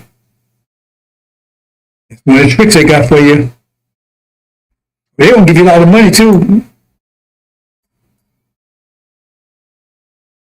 See? Promise you all this. Okay, let me move on. Then energy, fasting. You got so much energy, right? Remember I said, but the external energy is what you convert to power. That's what you convert to power. So if you get $1,000 per day and you need $1,000, then you have no energy for power because you need all that 1,000 to maintain yourself. You only get 1,000. That's where you were back in the fields. Right? But if you get 1,000, you need 800. Then you got 200 for 200 times. That's your energy times your discipline. That's your power. And we have natural discipline, but it's not developed. But we don't know this. These are principles of manage your energy. Discipline is about manage your energy. That's what discipline is, manage your energy. So when you're fasting, that means you're minimizing how much energy your body needs. In other words, you say, oh, I need $1,000 a day to maintain myself. I only get 1,000. So yeah, but why do you need 1,000? Because I'm eating 3 meals a day and everything else. What if I ate 1 meal a day or 1 meal a day? Then my body wouldn't need that much. My body would maybe need 800. So now I got $200 I can devote to power. Manage your energy. That's what fasting is.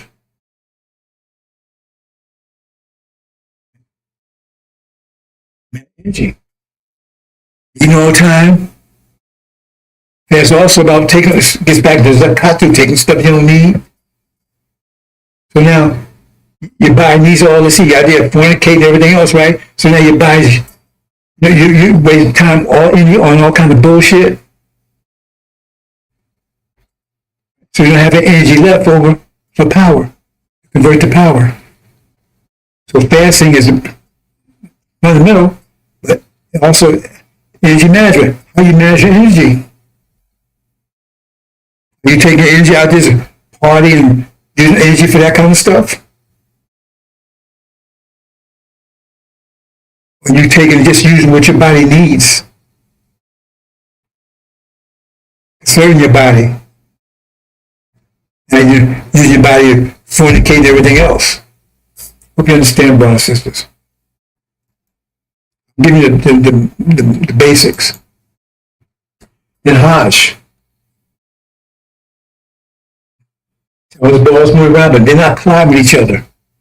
They're incorporate each other, work with each other, and we be unified. Because right now we want to control people, make them like, no, your heart gonna try to make your lung act like it. Then you're gonna have 2 lungs and you're gonna be dead. You gotta incorporate your lungs, gotta incorporate with your heart. Heart says, hey man, I need some air. Okay, give me some more blood. See, but we're trying to control people. No, we're in control. We're in cooperation. Cooperation brings about unity.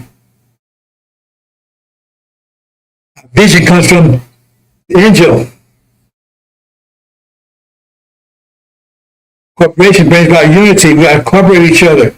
Except lungs, his lungs, feet, his feet. Hey, or you're going to look down on your feet? Well, then hell, your feet won't take a walk, then what happens? And then you cripple. You love every part of your body, respect every part of your body. So some of us are foot cells, some of us are leg cells, some of us are butt cells. They're all good. They're all respected. We all love every one of them. We don't just, oh man, you just a butt cell, really? Let your butt start hurting to see how you feel about that one. That's harsh. We respect each other and get those demons out. But they're the ones causing the collisions. That's the discipline. You apply those, the more you apply them, the more discipline you're going to have, the more power you're going to have. That's the tools for discipline. Hope you understand, brothers and sisters. You have to learn that through tribulation. We didn't listen to Elijah. What else I got here? I think that's it. INJIL.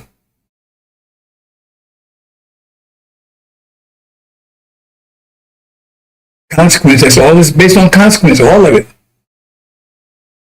There's quality of it. All is based on the INJIL consequence. You just scriptures for our time right now. The next season to be another book.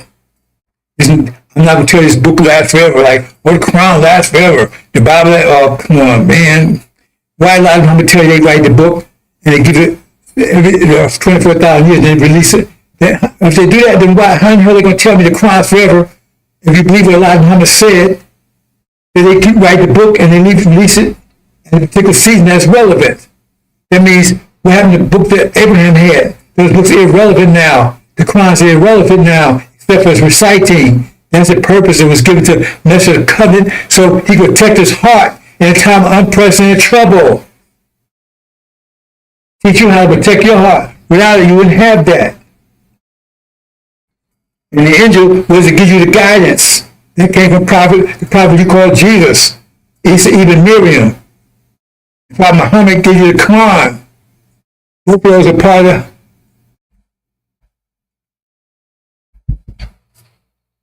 5 pillars. One, the consequence. One, thoughts. The heart. The mind. Mind and heart.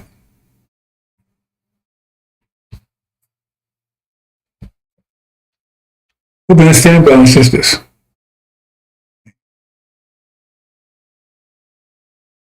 Where Elijah Muhammad teacher? Cooperation.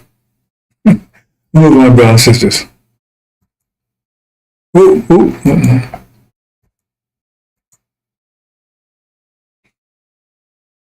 See, this is where we're in, but this is what's causing it. God can't blame us for being this condition, whereas these are the causing condition, and as long as we're under their control, we're going to be like this. But they're enforcing it. They're the force that causing this. But no, we're the one causing this, see? Because he wanted him.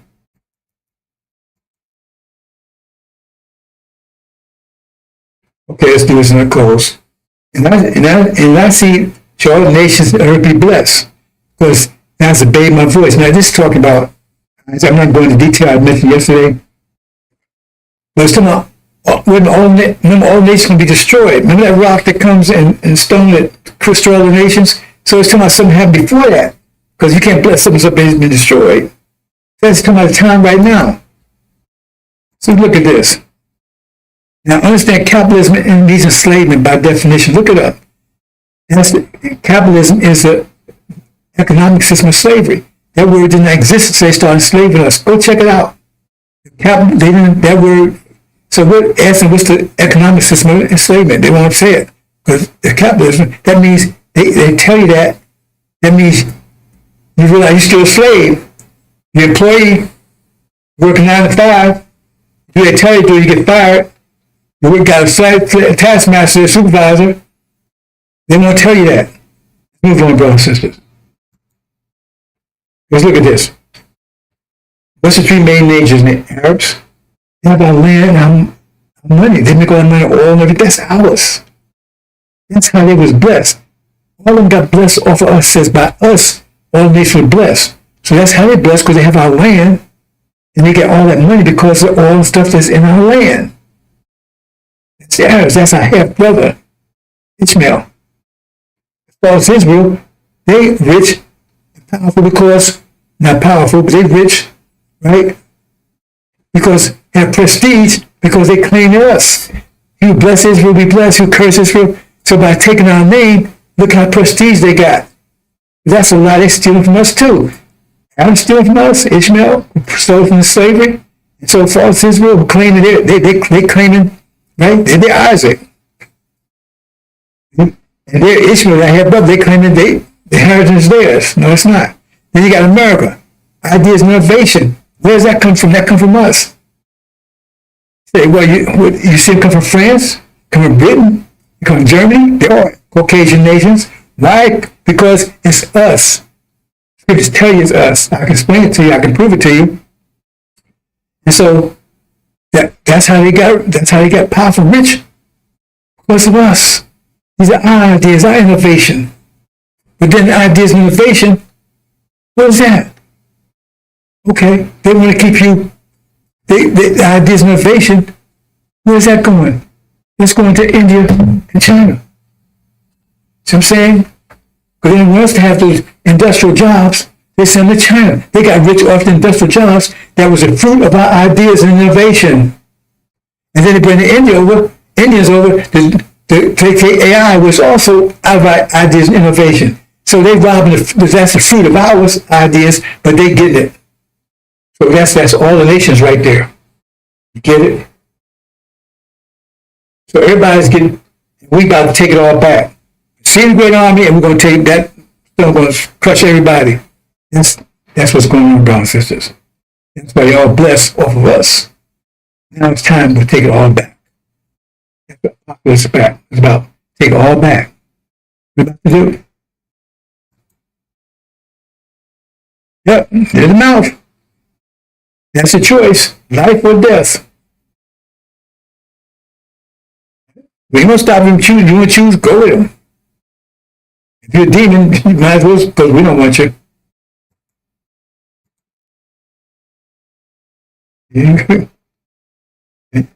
That picture should tell you enough right there. He's a demon. He wants to stay here. Take America. That's his father. Google it. Clark. Devil. And I'll be cast down. It's my calculation. It'll happen before Christmas. This war restarts. That's the art of war. Art of war is discipline, energy, you get power. And so you have greater power than them. That means no, yeah, but you have weapons. So that's your defense. So you have the ultimate defense, you have ultimate weapons. What? Weather. Atmosphere. You control the atmosphere. Weather.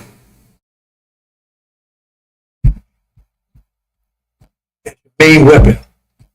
It even says that in the lessons. So now your defense and your weapon. This is the art of war. Once you understand that pressure is our reality, now you control it using controlling pressure as your defense. You're invincible. They cannot harm you. And you got the most powerful weapon that's more powerful than atomic bombs. The weather. Once you come together in a Hodge, in the same wavelength, same frequency. Now storms ain't erratic. You bring the storms about. Elijah Muhammad talked about that. Not that way. But he said his sisters control the weather. I forgot exactly how he said, so I'm not repeat it. Remember, he did speak to that. That's your weapon, and that's your defense. An angel, that's your guide. Focus.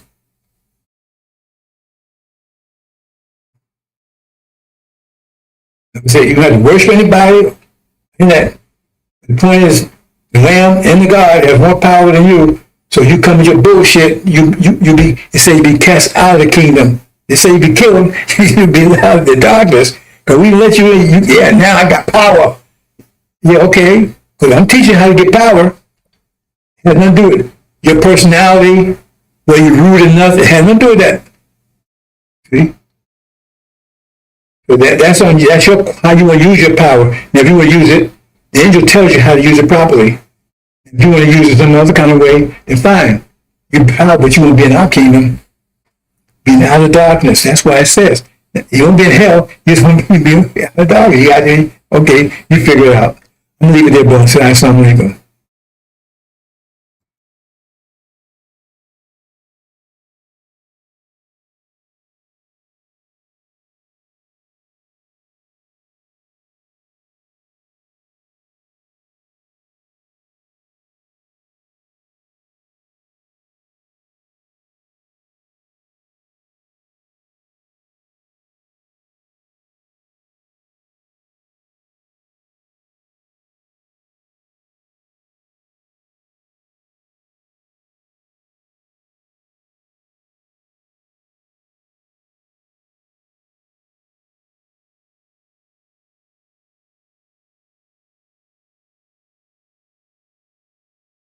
We have a lot of that going on, so we're taking care of our farmers. We can't let our farmers not have anybody,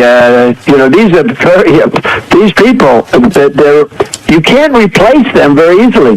People that live in the inner city are not doing that work. They're just not doing that work. And they've tried, we've tried, everybody tried. They don't do it. These people do it naturally. I said, what happens if they get it to a farmer the other day? What happens if they get a bad back?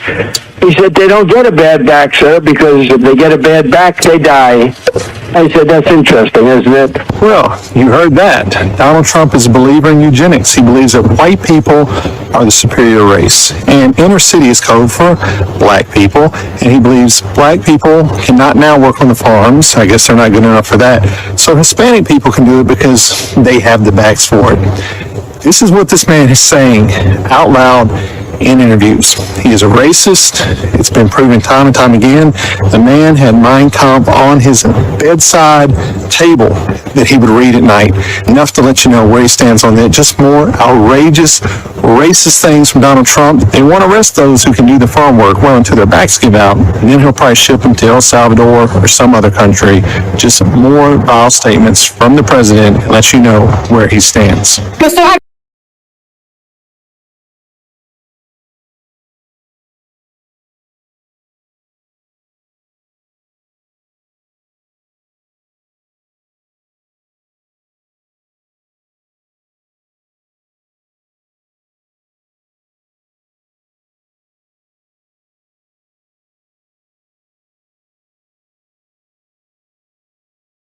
When they were arresting people for praying outside of abortion clinics. I mean, I do think the UK, and I say this as, someone who is half English, I think it's reached, or it is quickly reaching a point where democratic reforms are going to be pretty tough because of the demographic change.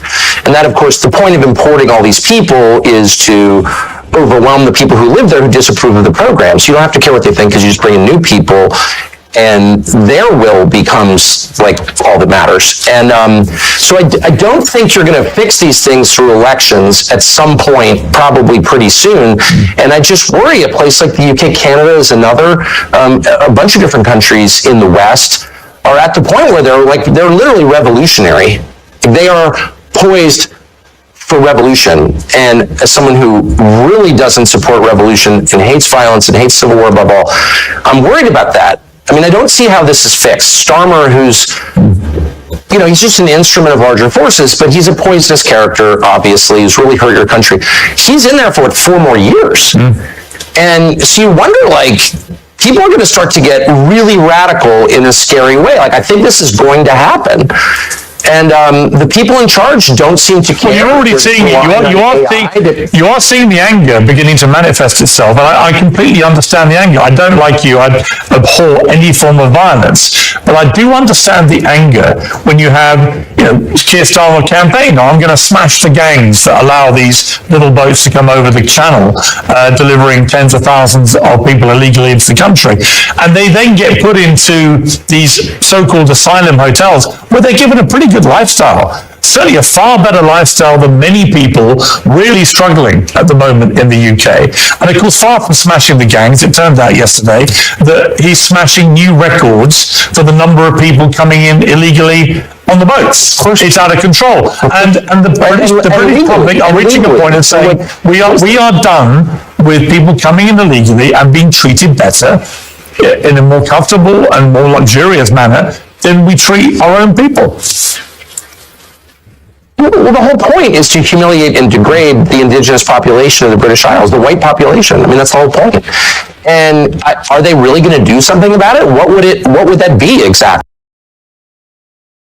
They are reaching a point of saying, we are done with people coming in illegally and being treated better in a more comfortable and more luxurious manner than we treat our own people.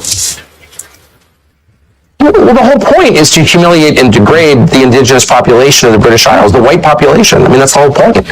And are they really going to do something about it? What would that be exactly? You'd really have to force a lot of people to go back to their countries of origin, millions of people, and you need to do it really soon. And are they actually willing to do that? I don't know, but these are existential questions that we have been browbeat into ignoring for decades. But the question is, like, is Ireland Ireland? If it's majority non-Irish, oh, shut up, they're Irish. No, they're actually not Irish. Same with the UK, same with England, Scotland, Wales. Like, it's all changing so fast. Nothing like this has ever happened in all of history, except when, say, the Mongols swept across the steppe and raped everybody. Like, that was true demographic change on this scale. But even that wasn't as profound as what we're seeing in every white country around the world. I would say the West, but Australia and New Zealand also. So, like, what is that? Now, my brain is not big enough to understand what that is. I think, I have a lot of theories about it, but I don't know if they're true. All I know is what the numbers are, and that's real, and no one feels that he can say it. Everyone's like, oh, well, if that were happening in China or India or Malaysia or Senegal, it doesn't matter. You'd be like, what the hell is that? Like, the population's totally different. Look at graduation. Pick, I don't know, King's College Law School, and look at the graduation picture for the last 30 years. Who's in it? Just, like, let your eyes tell you the truth for once. Like, this is a total change in population. Is it better? Is it worse? Can't have that conversation. Who's pushing this? Does the population want it? The population clearly doesn't want it. There's no polling that's meaningful on the subject. I mean, there's no referendum on it. You don't get to decide. You've got no voice in it, other than you get to go to jail if you complain loudly enough about it. What is this? I think it's the biggest and darkest thing that has happened in the last 1,000 years, for sure. And I think it's leading somewhere really, really bad. It's not happening by accident, that's obvious, because it's only happening in white countries. I think that... Oh, shut up, white supremacist. In fact, I'm not white supremacist. Well, I'm just noticing what the hell's going on. I think most people I've spoken to about this in the UK, most people have always viewed the UK to be a very tolerant, multicultural, cosmopolitan place to live. That's why so many people want to come here. And people have no problem with that. And it's been very successful for a long period of time. But it's multicultural? What does that mean? We have a lot of different people from different countries, different cultures, and it's always worked historically. So is Sharia law in a multicultural country? Is Sharia law? What does that mean? We have a lot of different people from different countries, different cultures, and it's always worked historically. So is Sharia law in a multicultural country? Is Sharia law every bit as valid as English common? No, people don't want Sharia law here. No. A lot of people do. Wait, hold on. I don't know what you mean. Multiculturalism itself is the lie designed to subvert a society. No, a society has a culture. You can argue about what it is or ought to be. It's not necessarily the same as race. It's connected to race, but it's not the same. People from different races can buy into your culture. That was kind of the beauty of the West.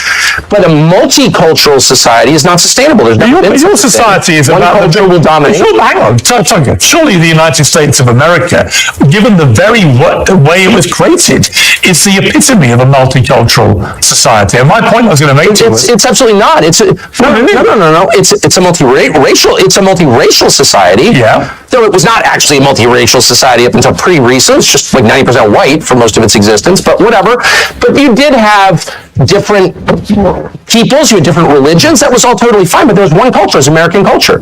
There's no such thing as a multicultural society. It's not sustainable. One culture will overwhelm the other. Again, it's not the same as race. It's not identical to race. It's connected, but it's not the same.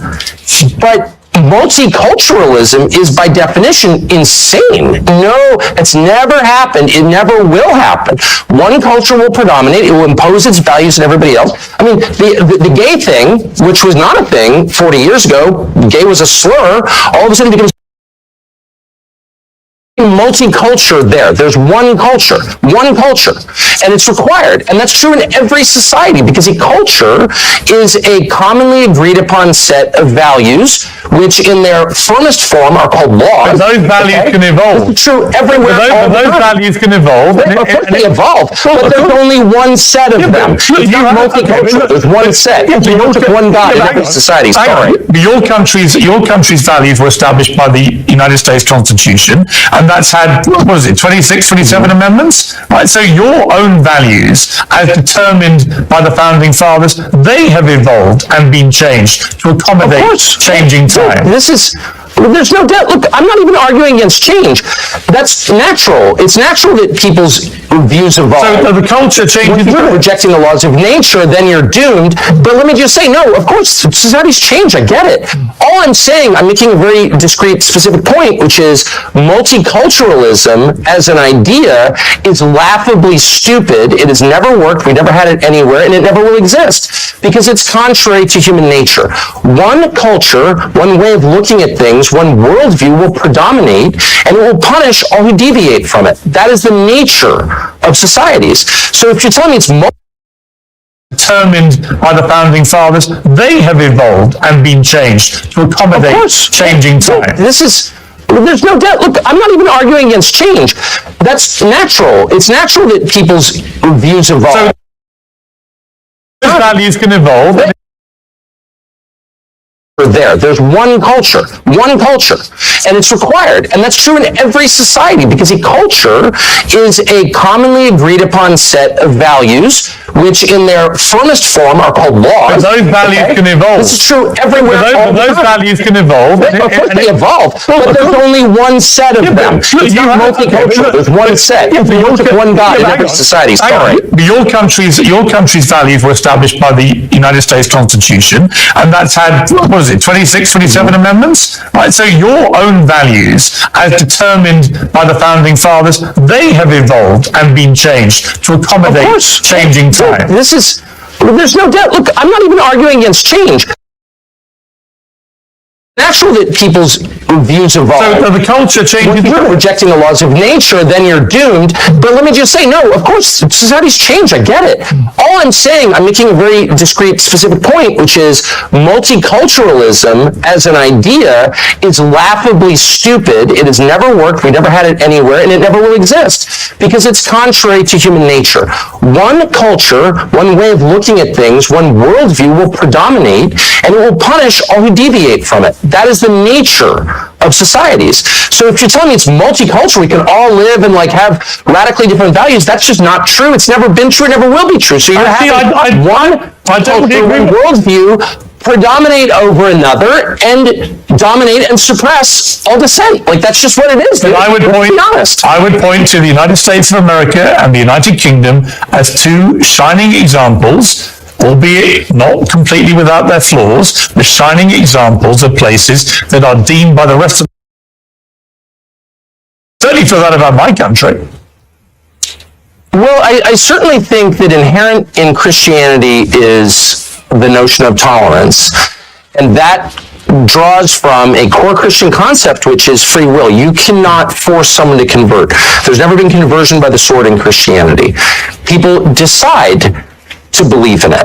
And so that is central to the religion, therefore it's been central to the society. Western civilization is Christian civilization, and so we call that tolerance. It's a respect for your inherent God-given right to make a choice about what you believe. Okay, so of course, that's always been a feature.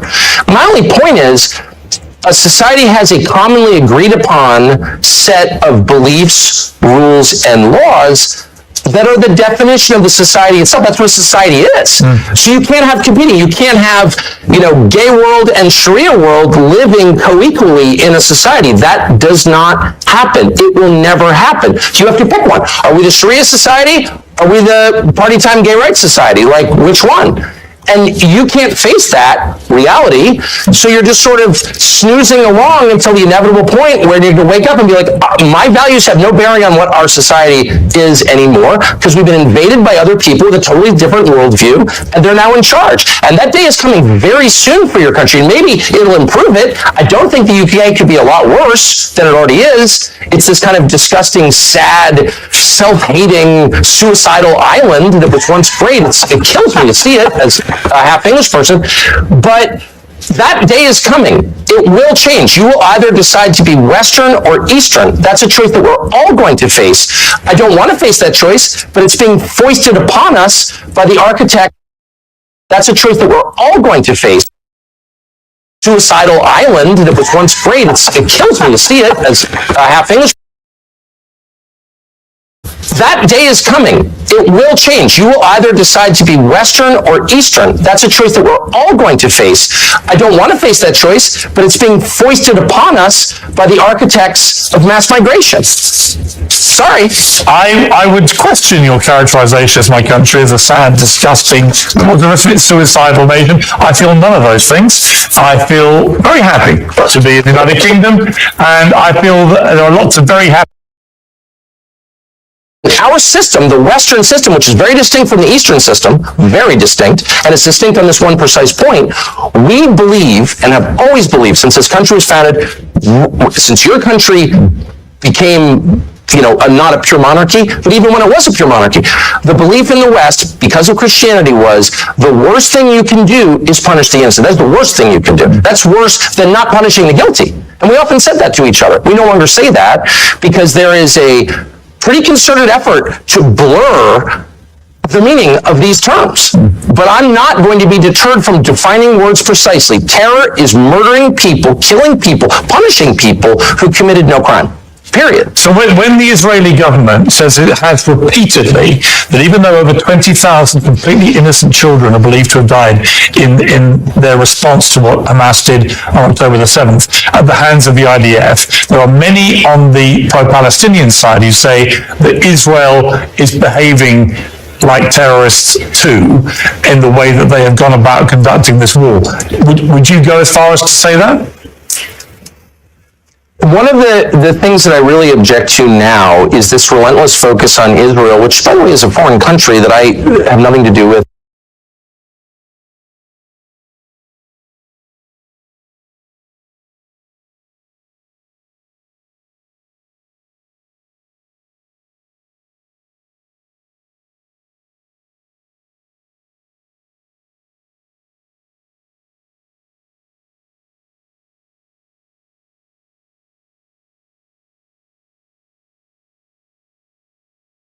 We've done this before.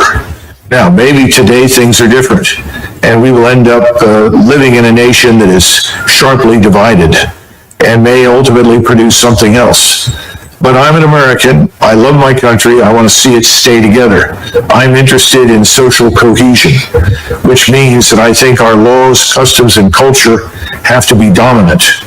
We can accept some diversity on the edges, but not fundamental division. I think we're in a state of fundamental division. So when I bring up Sharia law, I've sat in many discussions with many people that said, well, I don't care what people look like, but I do care about Sharia law, and I don't want that practiced anywhere near my family or in my country. And that's something you should be aware of. So the notion that someone can come here and say, well, that's part of my religion and we're going to abide by Sharia law, they're going to find serious resistance and opposition in the country. That's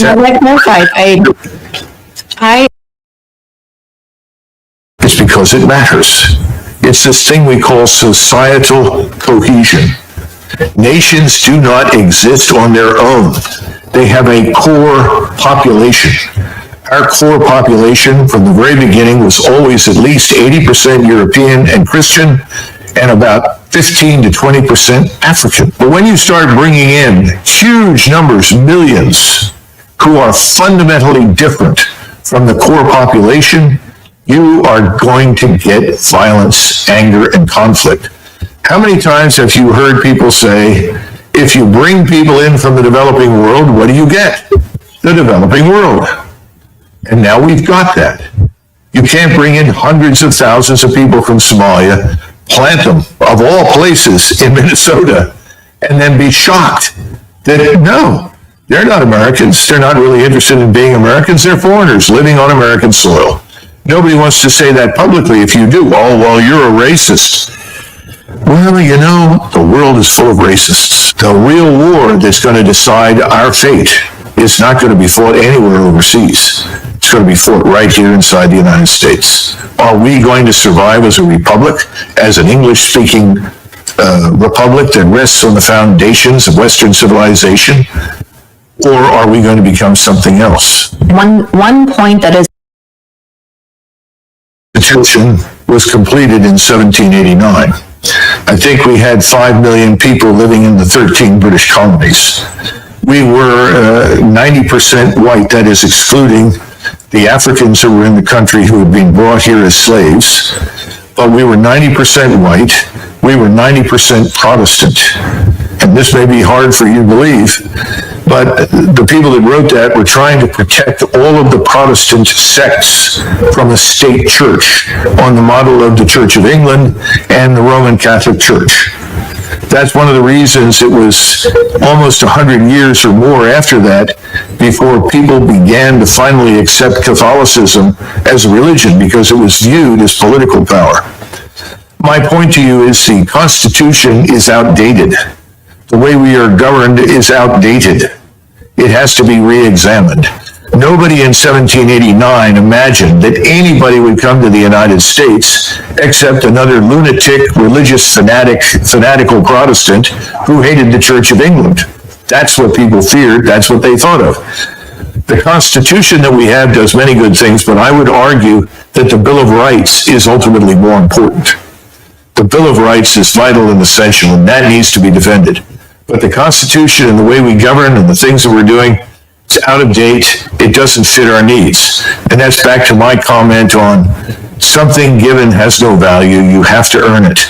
And we haven't made anybody earn their place in this country. I'm talking about people like me that have been here forever. My first ancestor stepped off the boat in 1681. So we've got to get back to some notion of national service, because national service promotes national integration. It addresses some of these problems that you're discussing. Now, I know that you may not want to conform and may not want to be as I am, but I'm an American and nobody questions that. Nobody ever will. If you don't want to stand out and be questioned, then I suggest that you change your appearance, because I don't think it's life or death for you to wear what you wear. I think this conversation It's not fun, because it's leading to violence that could have otherwise been avoided. You see, every great nation, every large nation can always accept some number of people into its ranks that are different from them.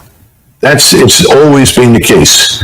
But if you suddenly import millions, which is what's happened here and happened in Europe, then you threaten the core gene pool.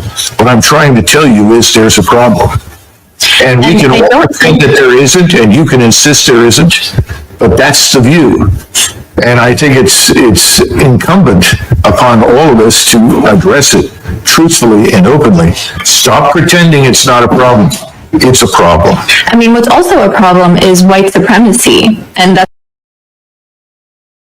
No, because you're saying you're different, you're going to remain different, and you don't think that if that's not compatible with being an American, then the hell with it.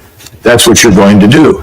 well, then what do you make then of, white American people who convert, let's say, to Islam and choose to cover? Are they not American anymore? Listen, if they want to do that, that's obviously their business. I don't know how many are out there that do that. I think again, it's ill-advised. I think you have to hold the society together. There has to be an agreement on certain things, customs, culture, way of life. And unfortunately, if you're going to practice rigidly a brand of Islam that demands certain things, and this is why I asked right off the bat, do you support Sharia law? I'm a Muslim. What being a Muslim means is I follow the guidelines of my religion, which is a Does your religion dictate to you Sharia law? My religion dictates to me to be a good human being, to be good to my neighbors,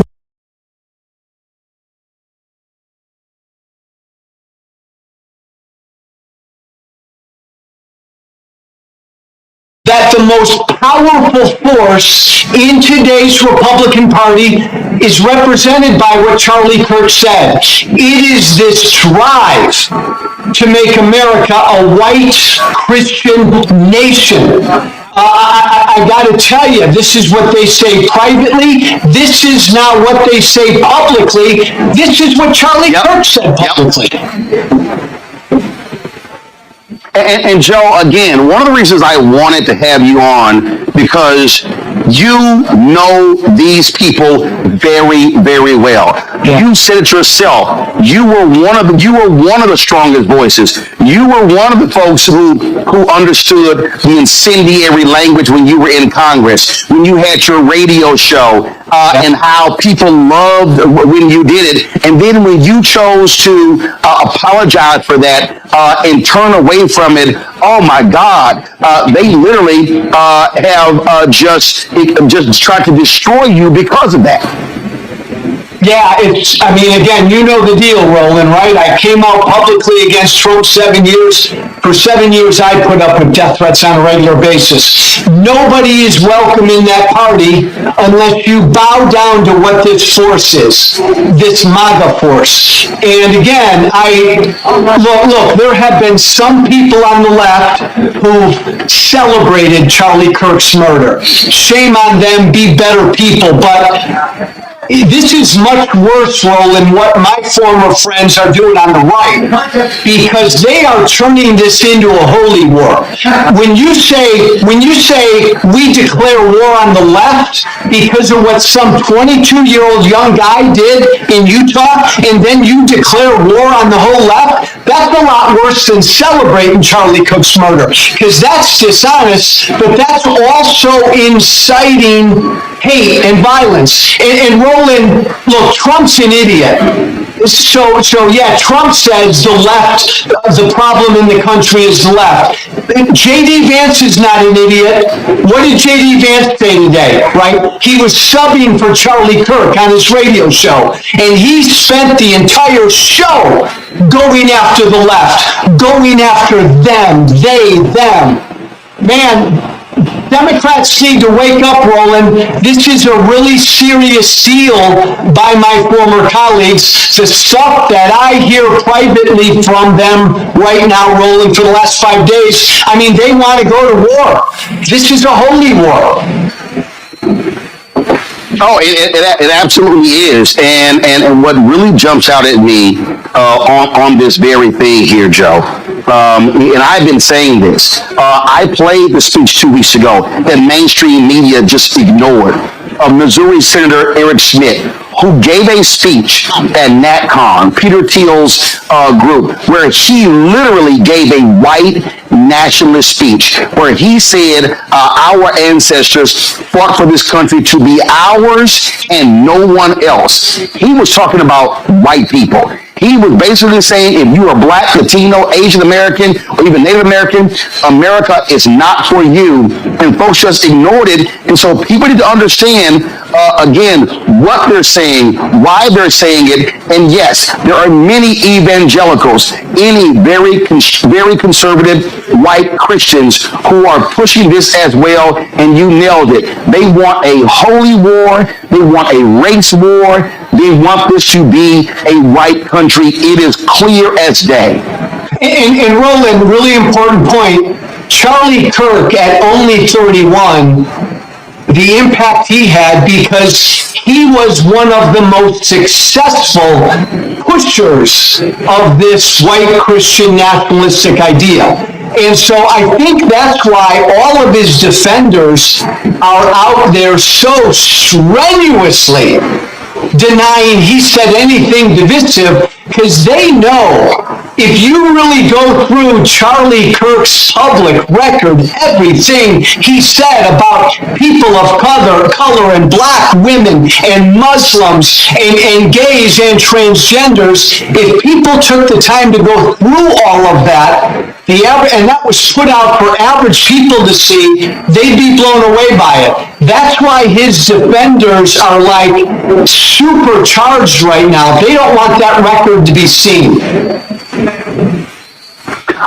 Today, you mentioned, and I mentioned as well, Vice President J.D. Vance sitting in to do his show. And listen to this man just blatantly lie, Joe.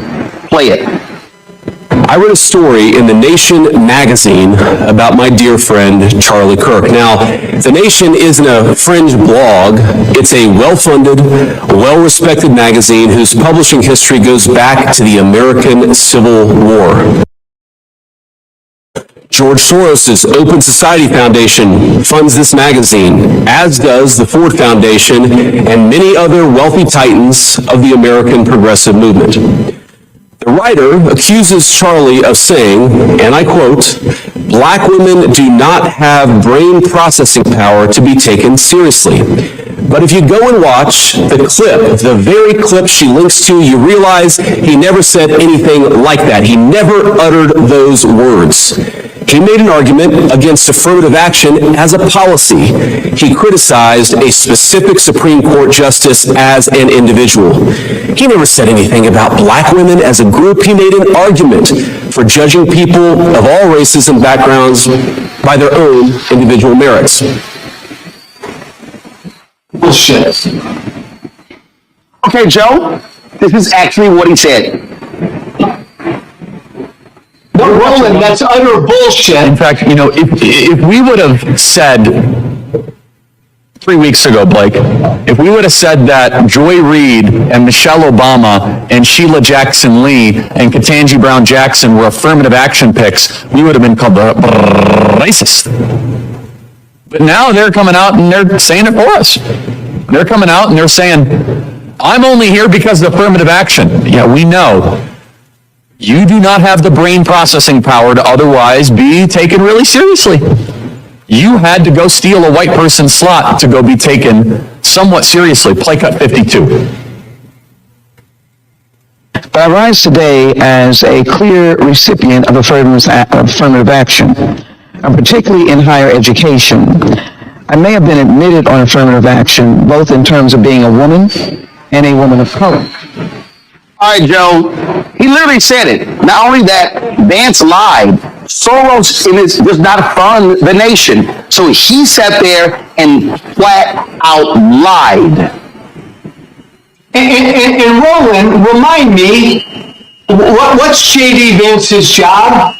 He's the vice president, and yet he had time today to do a radio show for a former right-wing podcaster. I mean, look what they're not even, Roland, they're not even subtle about it, what this White House is doing. They believe, man, the path to victory is fear, hate, and division. And that's what they're putting out there. That was Charlie Kirk literally going after 4 accomplished black women by saying they didn't have the brain power to get where they got.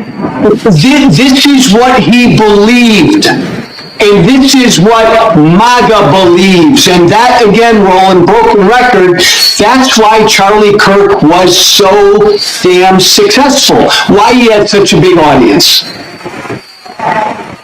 Yeah, and not only that, you take Nick Fuentes, who's to the right of Charlie Kirk. The night of or the day after Kirk was shot and killed, Fuentes had 200,000 people watching him live.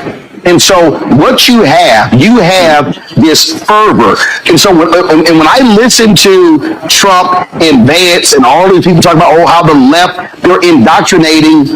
No, and you know this very well, the indoctrination.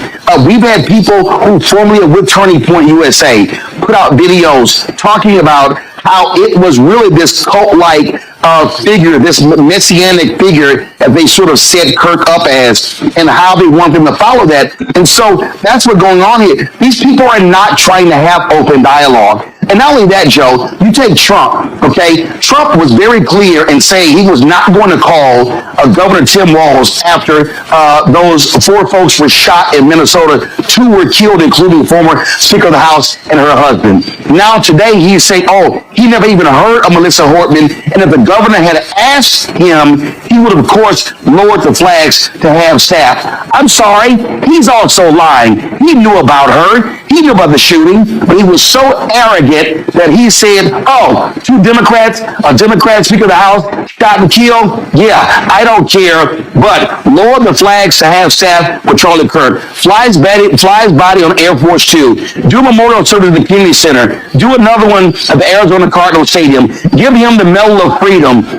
And I'm telling you, they're going to give him a state funeral. That's what you're seeing right now And then you got Peter Hegseth going after members of the military who said anything negative in the aftermath of his death. You've got Kirk supporters creating a database of people of every social media post, and then even Van saying in the podcast, you call their employer. So the so-called free speech people all of a sudden are saying, if you say anything negative about Charlie Kirk after what took place last week, we're going to come after you, come after your job. Oh, I thought they hated cancel culture, Joe. Yeah. Roland, I remember back in my right-wing radio days, I would come on every day, and there was always some story about some leftist group on a college campus that couldn't handle speech that made them uncomfortable to say. Roland, this is scary, and you and I are old enough, man, to remember huge figures in American history who were gunned down, struck down, military leaders, civil rights leaders. We are treating this 31-year-old podcaster, MAGA influencer, like he's Jesus Christ. So I come from the right. Why are my old colleagues and friends on the right doing this, Roland? Because the right wants a religious war. Let's just call it. They want a civil war. They want a holy war. That's why they're putting him up to be some Jesus-like martyr. Absolutely. I mean, Glenn Beck literally came out and said he was a civil rights leader. Oh my God, stop it. Stop it. I've seen people say, I've seen a lot of these videos, I'm leaving my church because my pastor did not mention him. This was a Christian warrior. And let's just be clear. You said it, white Christian nationalists. It's slaveholder religion. We heard a lot of this stuff during slavery, during Jim Crow, things along those lines. And this whole idea about, it was about debate. It was about, exchange of ideas. I mean, come on, let's just stop it. And so we see what's going on here. We see the games that are being played. And then what gets me, Joe, is this whole deal of, oh my God, the left, how they indoctrinated him and the accused killer going to a university. The dude was at a university for one semester, Joe. You're trying to tell me that one semester at a mostly white institution in Mormon, Utah, which is not a liberal bastion, somehow just radicalized him? I mean, it really is showing folks the hand they're trying to play. Yeah, and I think even on top of that, Roland, I think it was like some technical school. So it wasn't some crazy liberal arts school for a semester. Look, cut through all the BS. The Speaker of the House, Mike Johnson, has publicly said that America should be a white Christian country. This is what animates my former party. Roland, you know me, right? Tea Party Hellraiser. I don't come from the left. I left the Republican Party when the Republican Party became MAGA. And my fellow Democrats and folks on the left need to understand, now these people are on the right. Now this is MAGA. MAGA now are the snowflakes. MAGA, Roland, they now need their safe spaces. It's funny, but it's not funny. And you're right about J.D. Vance, man. He just flat out lied. I mean, the last 30-year history of political violence in this country, the vast majority of it is right-wing. It always has been. And they put out this lie that it's only on the left. It's not even, Roland, a both sides problem between the left and the right. There is political violence on the left, but the vast majority is on the right, and they know that, and they're lying because they're trying to inflame their base. And Roland, I hear from their base every day, and let me tell you something, they are inflamed. I mean, they are ready to march and grab their you-know-what. This is a scary time. It is, and folks need to understand what is certainly at stake. Joe Walsh, I appreciate you joining us on the show.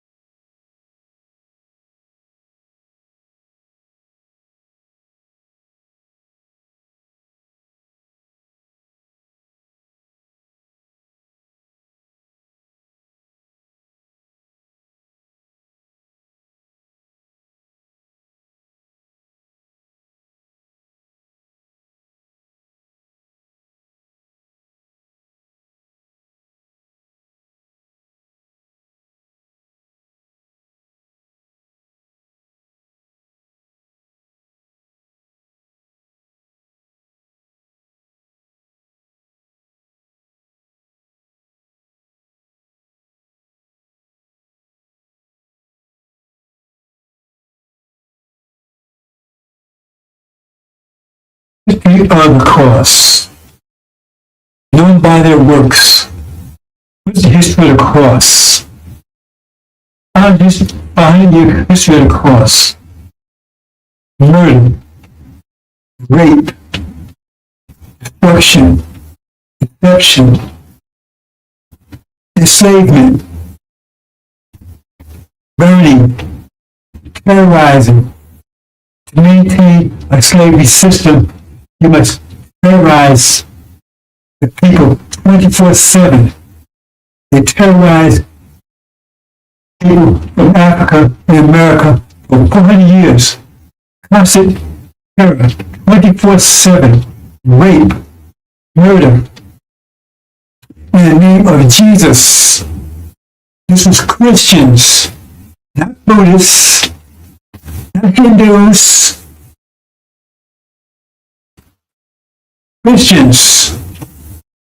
Christians, in the name of Jesus. They said Jesus cursed black people. They call them Ham, cursed them to be slaves and persecuted forever. In the name of Jesus, raped our women incessantly, pissed in our mouths, made us eat shit. And they took and tried to clean up, I get, well, not clean up, but make it look more attractive, I guess, by calling it chitlins. It's after slavery, of course, after so-called slavery. Because what they do was not slavery. Look up slavery. Look up slavery. It does include murder, rape, terror. This is a Holocaust.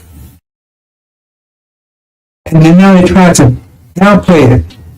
Oh, that was 40 years ago. No, it wasn't 40 years ago. I don't think it was a million years ago. It was 20 years ago. It lasted for 400 years. As they're doing today. They took everything away from the slaves. Everything. Their name, their culture, their families, their religion, their minds, everything. Fed their children to alligators as alligator bait. And then they talk about what's going on in Gaza, when they did 1,000 times worse. What's going on in Gaza now is simply just a miniature version of what they did. What they did was far worse than what's going on in Gaza. Gaza's bad. It's genocide. What they did was far worse and much longer. That's the legacy of Christianity. Murder, rape, disease. They wiped out the native population. The genocide and disease. Smallpox blankets. Knowing there was full of disease. Herpes, syphilis, gonorrhea from seabird animals. So-called common cold was not common. It didn't exist here on this side of the world until they brought it here. Murder, rape. When it was raping out women, there was a cross hanging from their neck. And again, they taught that there was God's will. God's will. Enslavement of our people. And they continue on even today. That's the legacy of Christianity, the cross. So where's your rap sheet? We're trying to arrest our people. Your rap sheet? What's your rap sheet? Are you going to judge people murder when you're guilty of murder beyond imagination for hundreds of years? Hundreds of years. Theft. He stole his land. He murdered his people. And of course, the native people here When the braves would go out hunting, you would come into the camps like cowards and kill the women and snatch the children's brains out on the hooves of your horses. This is the legacy of Christianity. That's the legacy of it. The question is, instead of Columbus coming here, Dracula came here, Beelzebub, Wolfman, Frankenstein, Satan, they all came to Columbus. What could they have done that Columbus and those that followed him did? Satan is the God of this world. That's the God they're serving. They have known by their works. What are the works of Christianity? What are the works of Christianity? What are the works of Christianity? Evil, deception, mischief, bloodshedding. It goes on today.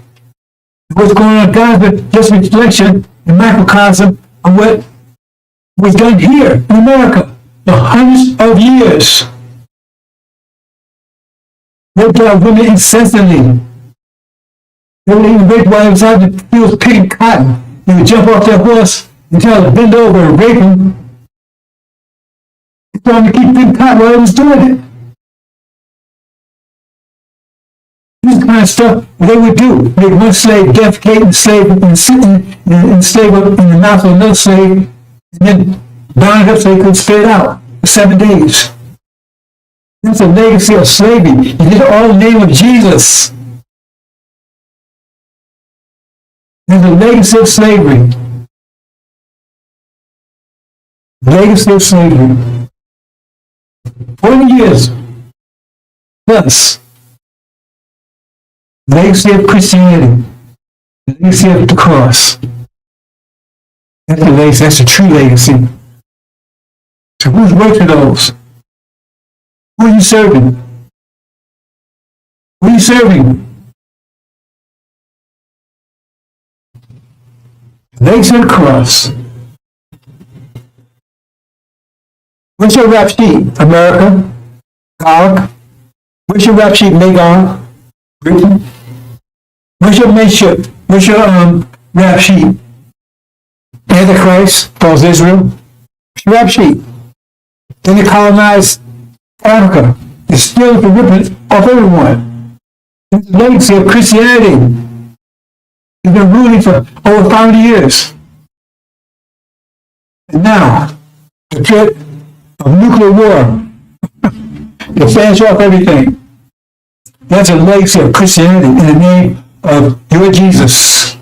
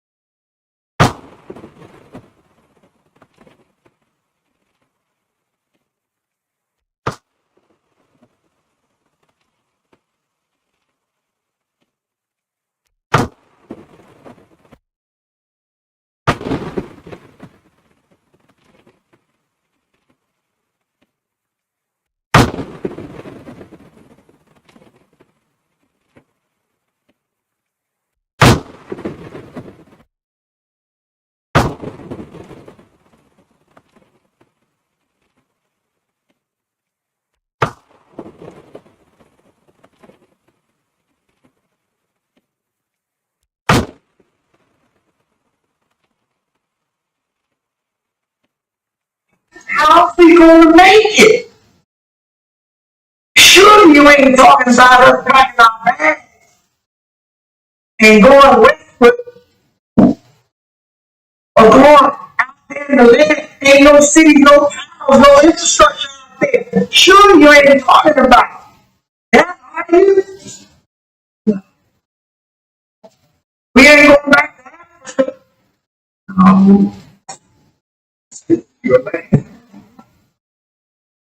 Our sweat, our tears, our blood has earned us the right to the land. What God wants you to do is come out of their way. Come out of their pagan holiday. When you should be honoring Jesus, you are buying bunny rabbits and inviting your children to paint eggs for some Easter. Come out of her.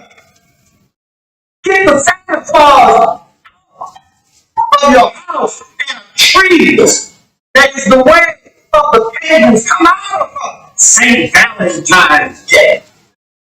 What the heck is that? Excuse me. Come out of her name. Come out of her religion. Come out of her culture. Come out of her way of life. Come out of her educational system. People. And they will put all the shows of Lord. And they should. Jesus, none of the homes for our parents here. They stood and said, it is a parent. And therefore, I wanted to return. With their hands stretched out towards that ship, and tiding chains themselves bound together.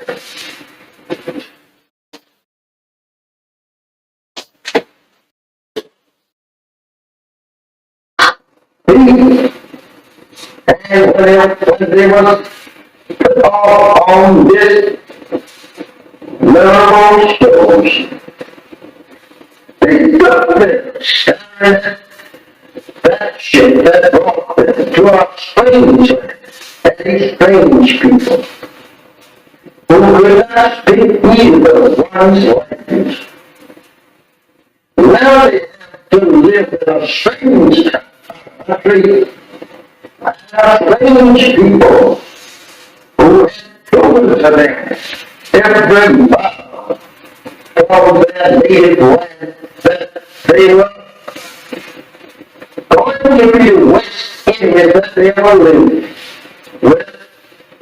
They were going to be the people that were destroyed. They soon discovered that all this ship that they were being brought here. I don't know how we should sing in the name of Jesus of good for us. When this ship was made of Jesus, this is how that we have always been deceived by the I use Jesus, the name Jesus, to our a mental sleep, thinking that we all are leaving. This is church. My brothers and sisters, this is very hard for us to people to accept today. Imagine our parents standing in front to return to that native land and people and you yesterday. Trying to save the very that brought that will. You know what? Turn your way from your ordinary life and turn it back towards our Christmas house and our and it who have destroyed us and seeks to destroy us. How do you feel? How do you feel? Not wanting to return to you. It's trying to make love with the bad people that destroy you in your past. Do you feel? I do so. And even today, they are beating and shooting you down throughout the country. There's no justice here for you and me. Why did you not do what? To be separated and be returned to the Lord. I think that push.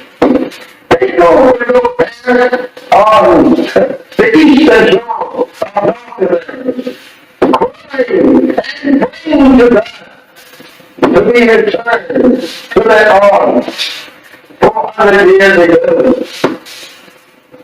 Now, are you like to see them rise up in the judgment condemned for being such fools as now? To live in the land that absolutely enslaved them and killed them and beat them for 300 long years here. They would condemn you as fools. When I wanted to be separated, they go to your arm, salvation for your son. The white man said you will remember that.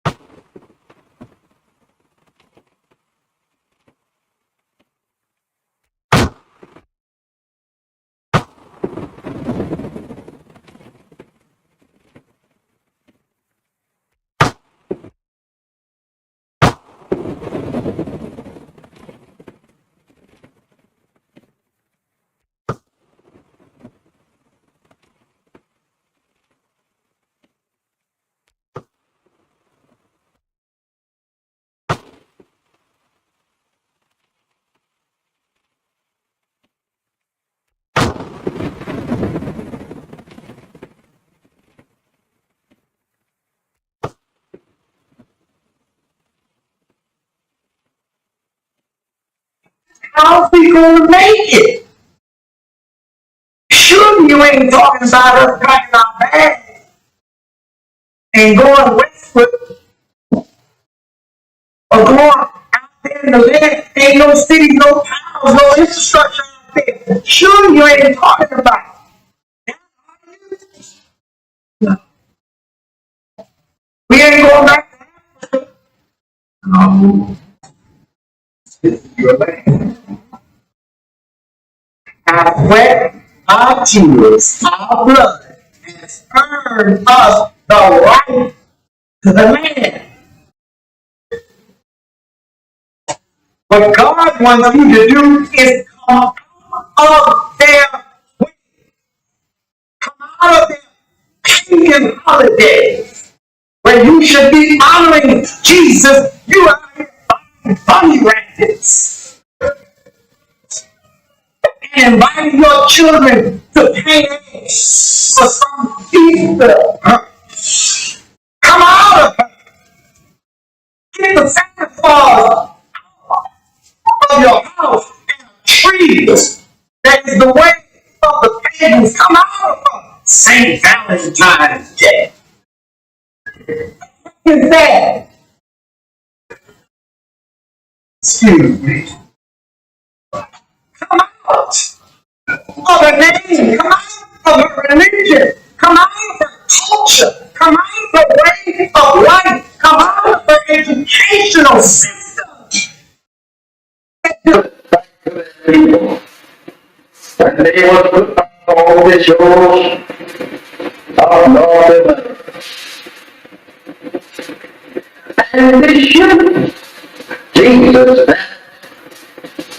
done all this for our parents here.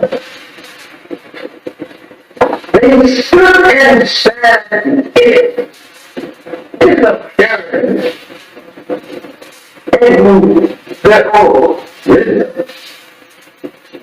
I wanted to return with their hands stretched out towards that ship and tied in chains themselves bound together.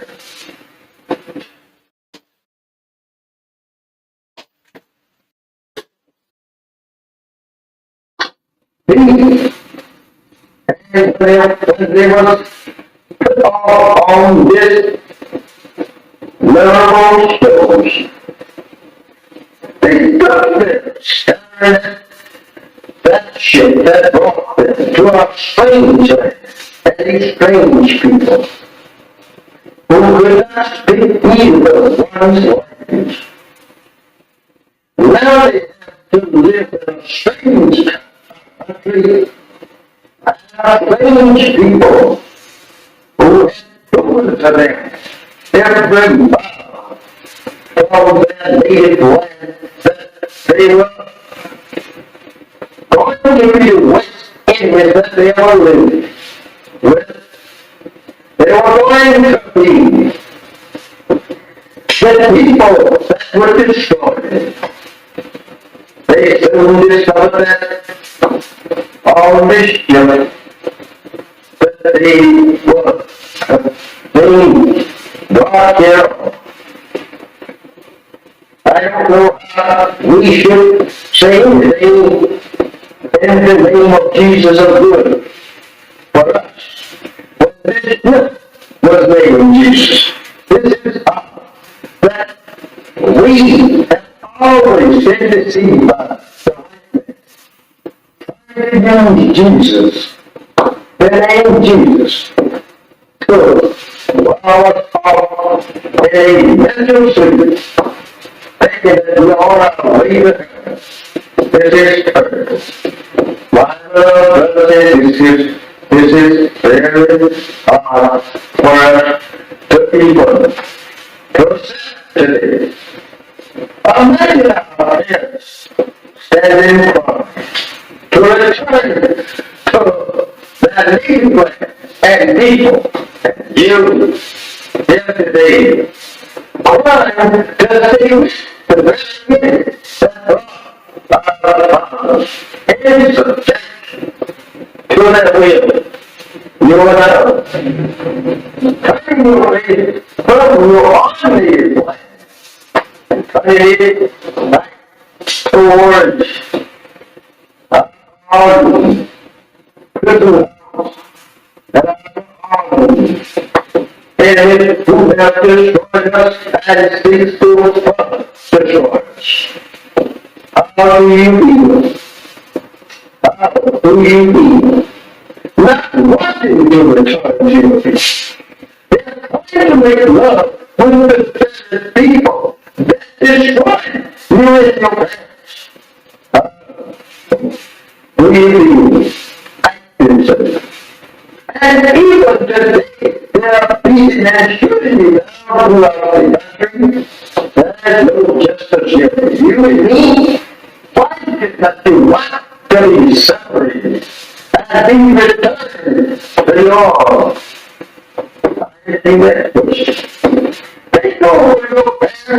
on the eastern shore of North crying and praying to God to be returned to their arms 400 years ago.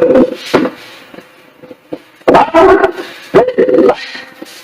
you like to see them rise up in the judgment, condemned for being such fools.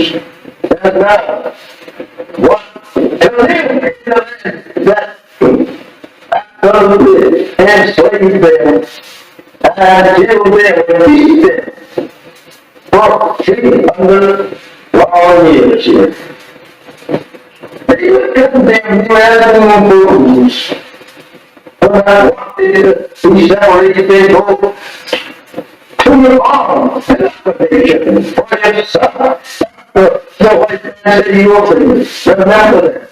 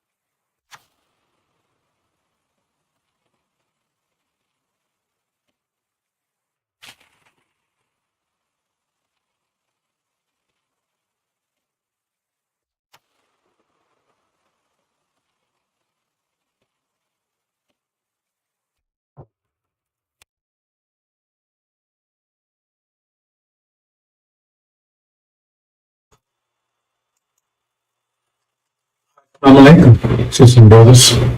Suman Rahim here, Passion of Covenant. Okay, brothers, this has been a year now, and we found him home after 40 years in Arabia. I'm reporting to you from Arabia. Found him home after 40 years. So it's been a year now. There was an agreement made from slave master. Said, your choice. Stay here or leave. Right? So we chose our inheritance. Arabia. So we left. If the original people decided they wanted to give up the inheritance and trade for a place in America, in reconciliation with their former slave master. It's their choice. They chose, we don't want to go over to Arabia. We don't go over to sand and all that stuff. We want to stay in America. We've been here all our lives, been here 40 years, born here, And we can make peace with a slave master. Okay, so they decided to stay. And so after a year, right, we get reports of how things are going over there. And that sounds too good. How things are going over in America with their reparations. Because they was given 6 states, I believe.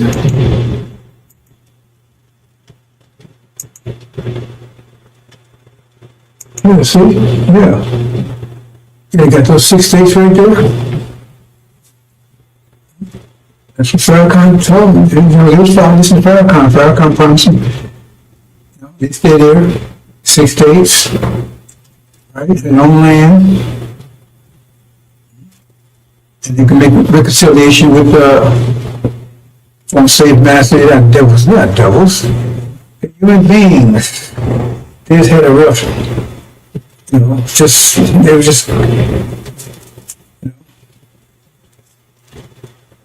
there's some things wrong, but now, they're going to make amends and make reparations.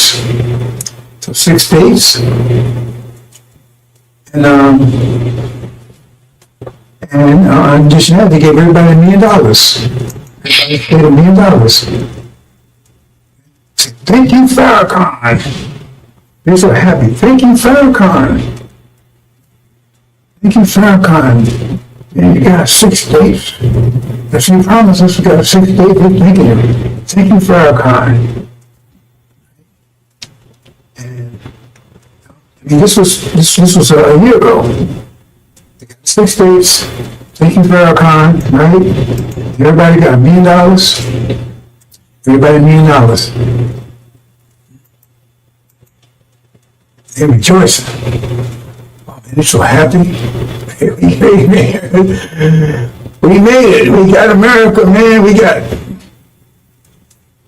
reconciliation for a master. We got 6 states. Everybody got $1 million. We're all rich. That was a year ago. We left.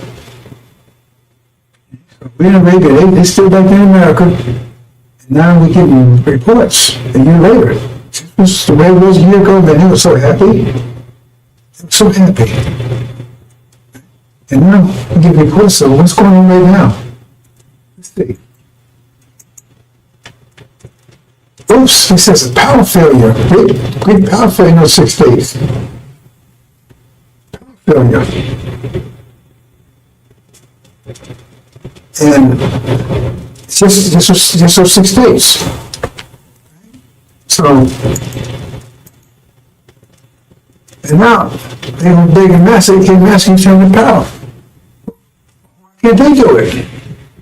Oh, Farrakhan didn't train anybody. He was telling about 6 states and never paid you for them. So nobody knows how to do it. How to turn the power grid back on. So these big men, massive, can you come in and turn this thing back on for us?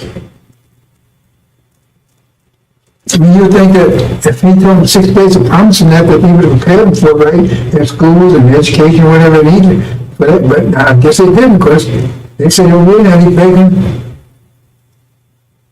this former master to come and turn the power back on. Then what? This is all that's happening now. I mean, I'm getting these reports in now, a year later. It's like they're coming in every hour. Power grid failure, right?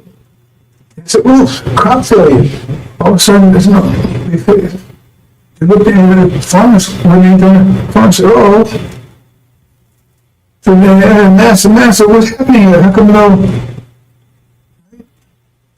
Crap. It turned out that the rain they gave them wasn't that fertile. A year later, nothing's going. Crop failure. And now master, what's going to happen here? Then, I mean, all these things, every hour that's coming in, right? And then they look, and they had, a year ago, they had plenty of food on the shelves, right? Now, they look there now, and all the food's gone. They're gone. And she said, what am I going to do here? Food's gone. The house is empty. So I said, Master, we need some food. How come you can't produce your own food? I mean, you want your own country, you got your own states, that's your country, then you run it. What are you calling us for?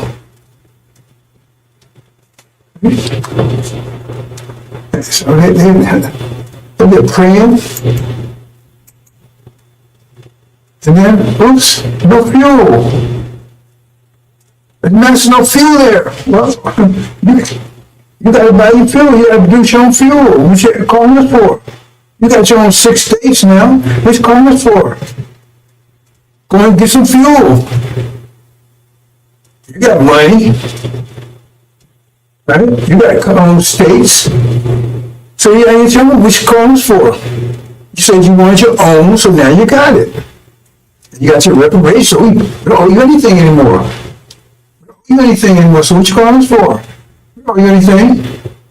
You said you agreed to 6 states and $1 million per person. You took that instead of the inheritance, what you call Abrahamic covenant, Arabia. Your brothers and sisters, they left. They took that was offered to them. They took it, and you said no. I want this instead. So now you got it. So what you calling us for? Oh, no communications. Oh, man. No communications, right?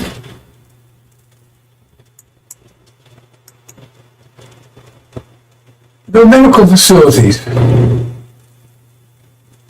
So what's going on? And I said, wait a minute, hold on here. What you calling us for? That's you. You got to handle that stuff. You want us to handle it for you? You want independence, now you have it. I mean, wow, this stuff's coming every hour, man. Instead of like a year, they were celebrating. And now they're crying, begging the master of grace. Look at all these problems here. I said, wait a minute, that's your solution comes about your problems. You have to work those out. No transportation, I mean, no planes on nowhere. By fly planes and drive trucks and boats and stuff, and you go and get this stuff. What you got much for? You wanted this, you got it. So go ahead and get to train your own pilots, build your own planes, build your own boats, and right? You see what I'm saying? Transportation, build your own trucks. What you got for? The master, you said you wanted 6 states, you got it. You want $1 million per person. That was your reparations. So now if you didn't pay people to take care of this, how's that our problem? You're independent now. You're really free now. Oops, no fuel, the gas station's empty. I can't drive, eh? No gas. Yes, wow. All this stuff happened like for a year. Everything was great, and all of a sudden everything ran out. So guess what happened? Everything was good when they got it, and it ran out. They had to replace it, pay the fuel, to get the farms going. So it was left with that stuff. The factory was full. I mean, houses full. And you had to keep. They thought that was just going. I guess they thought it was just going to be there, just by itself. They didn't prepare for it. See? And they ain't trained any engineers and scientists and architects and stuff. They didn't train anybody. So Farrakhan, he told you he don't get this for you, but he didn't pay you for it. He didn't get anybody to handle this stuff. So what was that all about? So when I said, Master, I said, hey, don't call on me. You was here, you had it when you was here with me. You said you want independence, you want to have reparations, so you gave it to you. Well, calling your brothers over there, they left, they handled their own business. You said you want to stay here. Right? Don't have any professionals or technicians, scientists, doctors, none of that. See? I mean, that's what, because I mean, you know, you should be paying for that, right? So if it's Talking about revelation, be prepared for it. If he said, God said that's where he's going to get you, so God told him he's going to get that for you, then he should, like when God told Noah there was a flood coming, told him to build arks, he started building an ark. And so you should start preparing for the 6 states, and the reparations, apparently you didn't. So now, it does look, hold it. We want total separation. I mean, look, we don't want you call us no more. We don't want you call us no more. Because you're wearing us. You run your own country. You got your own land. Right? You got money. Me and us, everything, all this stuff, right? So now we got to protect your money and everything too. No, you have to create your own money. You have to do all these things, your own wealth, not ours. Right? So we're going to cut you off from that too. That's all economics.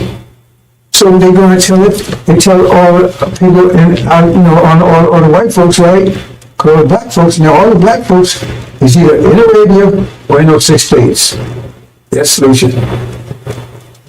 It'd be one way or the other. There could be no integration, that kind of stuff. That's the deal. You said one or the other. So all the black folks are here, and no integration, that kind of stuff. Right? Was it one or the other? So they're there. So they said, okay, right? So they just said, we're going to take our money because we don't know what y'all doing over here. You have your own money, you have for your own wealth. So they do is they tell all the white folks, say, protect your money. Right? Transfer your money into gold. All your dollars into gold. Now remember, they gave everybody $1 million apiece. So everybody got $1 million apiece, right? They say transfer it to gold. And then what happens is that what they do is they start just printing money. Which is not printing money. You understand what that means? It's inflation.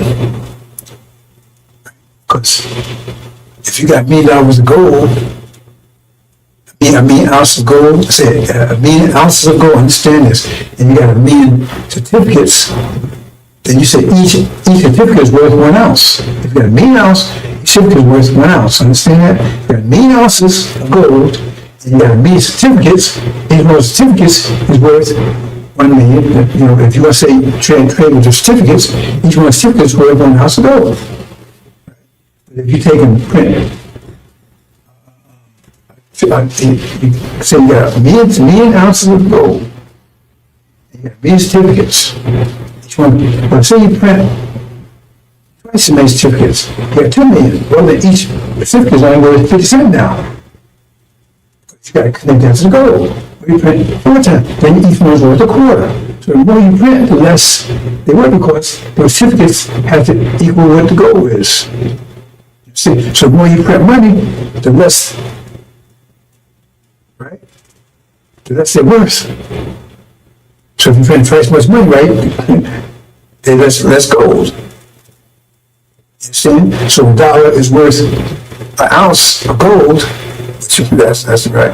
Then if you print double that amount of dollars, then each one's worth half an ounce. You understand?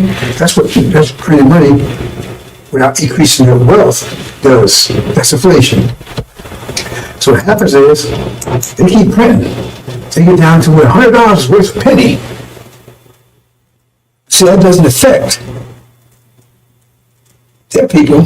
They try to protect their money because they transfer their money to gold.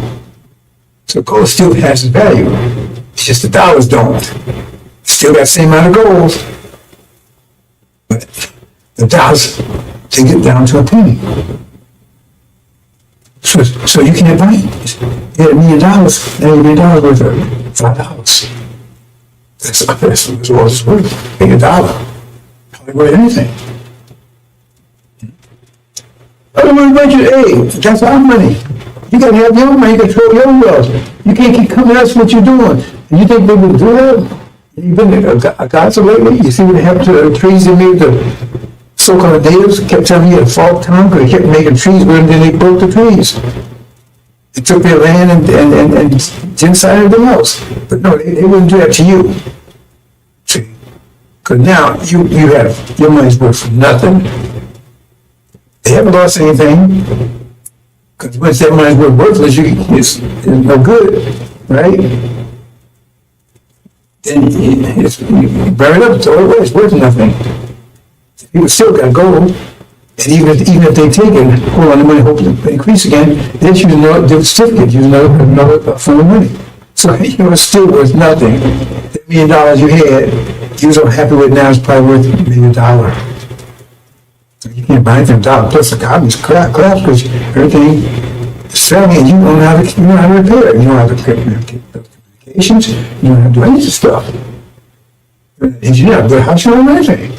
Because it's our company. He didn't know how to prepare you. He told you to give 6 days. He told you, this many, right? Now, you're broke. The economy's gone. There's no food, no electricity, no power, anything. It's not their fault. They gave you what you asked for. That you saw your inheritance for that. And then you closed the border. Because you're going to try to get back into America now. We can't come back in, Master. No, we don't want you back in here. We sorry, we want to come in. No. As you chose, you stay there. Close the border so you can't get back in here. You can't get back in America, into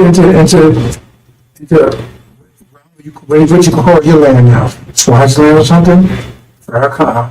Maybe you call it Farrakhan. Farrakhan. You make the Farrakhan. Right? So they close the borders, you can't. Because now you're hungry and everything else, your money's worthless. Oh God, I come back, man, I come back, work for you, I work for Popeyes, I do anything. No, either they live in Arabia or they in that land. There are no blacks in America, any places, just in that land, and those that you 6 days. And then you're starving, you ain't got no, your money's worthless, nothing works, and they close the border. And you see Mr. Anthony on the phone, talking to the guy, you get paid to help you. You finally got rid of niggas. Finally got rid of them. Finally got rid of them. So you see on the phone, yeah, it worked. We saw them in Revelation, we saw them that was that used car. They turned the miles back and everything else, and they bought it. They could have had a BMW, they could have had a Lamborghini, they sold it for BMW. Good, damn thing didn't work. Now, it's starving. Living in tents.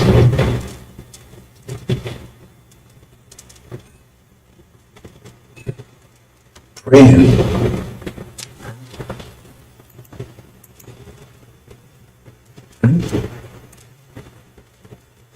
So what we gonna do, Farrakhan? What we gonna do, Farrakhan? You told us to take reparations, so we did, but they gave us everything we asked for. What we gonna do, Farrakhan? What we gonna do? Pray.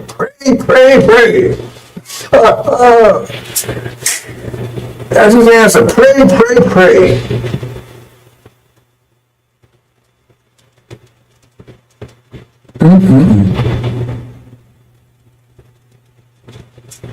That's your reparations.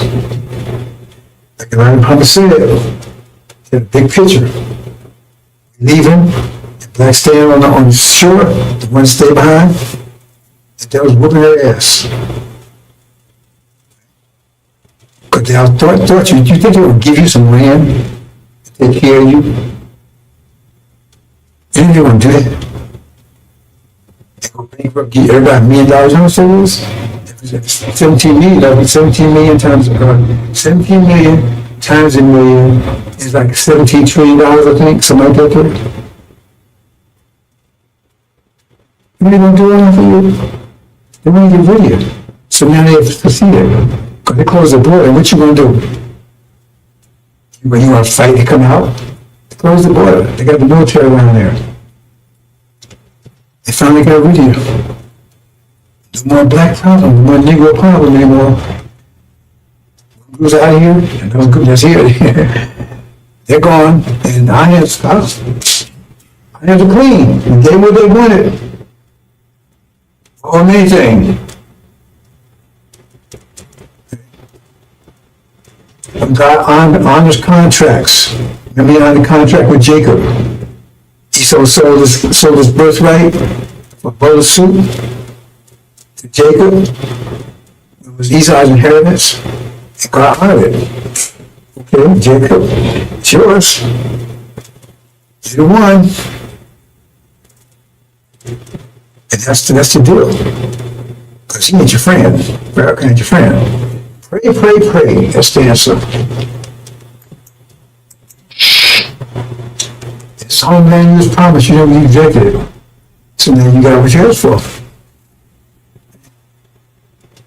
So they gave you reparations today or tomorrow.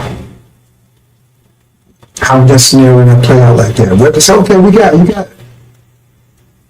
Tell me how the scenario wouldn't play out like that. And tell me why they wouldn't do it. There'll be so much they can say, okay, we're going to take care of him. I mean, I said, go out there and take care of you when he was right here. He's working at Popeyes and then they get on Section 8 stuff right here with they, because you know they're trying to get rid of stuff right now. Trump's trying to get all that stuff right now. Because they're closing on you don't realize it. Anyway, that's just, that's what's happening in America. Wow. Of course, kind of disaster over there. You know, I just got a call. Really? You serious? Our ambassador just got a call from I don't know they call it Conland or something. I've got something called like that. That system. They begged us to come and help. Can they come over here? Can we come and get them? Really? Can we come and get them? Bring them? Oh no! And he even asked Master Fard Muhammad, right? He said, no, hell no. We ain't going to get them. I agree with that. Yeah, the master said he's called him and he passed the word to Master Muhammad. Master Muhammad said, send him back. Master, no, we can't come and get you. You chose, you made your choice, live with it. Or die, whatever the situation is. Wow. I can't believe it. They actually sent a message over. Well, they didn't have any communication, but somehow they got the information over to him. Said, would we please come and get him? Nope. Don't tell them no. And don't waste time communicating with us anymore. You got your land, you got your reparations, you got your money, you got Farrakhan as your leader. Yeah, tell them, talk to them, let them straighten out for you. You want to sell you the idea, you just sell them. So you want to idea reparations, we told you. Suleiman, he was a message to you, telling you, look man, let's go home. You said no, you chose not to.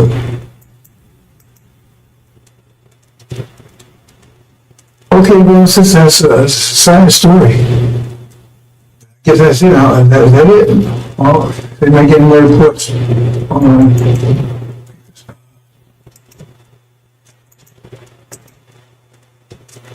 Okay, he says that was a Master Fard Muhammad's final decision, and I think they closed communications off from there. So that's it, brothers and sisters. We got those bags that came in. All that came in today. I mean, I came in fast. After a whole year. Total collapse. They're begging it. Somebody help me. We can't do it. They're master help you. We won't do it. That's not what we do.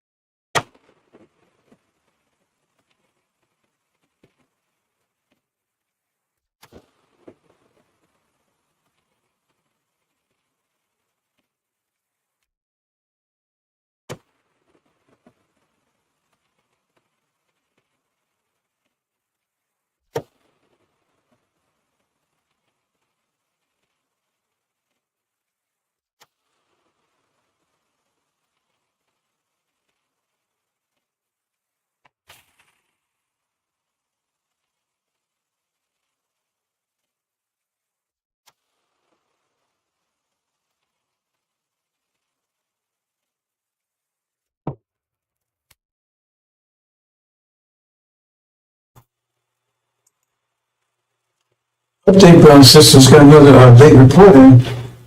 They said, well, if you won't come and get us food, we at least send some food. They begged him, please send some food. After I said, I'm going to send a damn thing, nothing, zero. He said, please just send some food. Just got that in. He says, can you come and get it? Please send some food. He says, no. Refused. That's the report. I just got the information from the ambassador. He said that he's ready to meet. He says, no. He said, please send some food. He said, no. Go no way. You made your choice. Case closed. Just got that in, bro. It's just, that's not like him.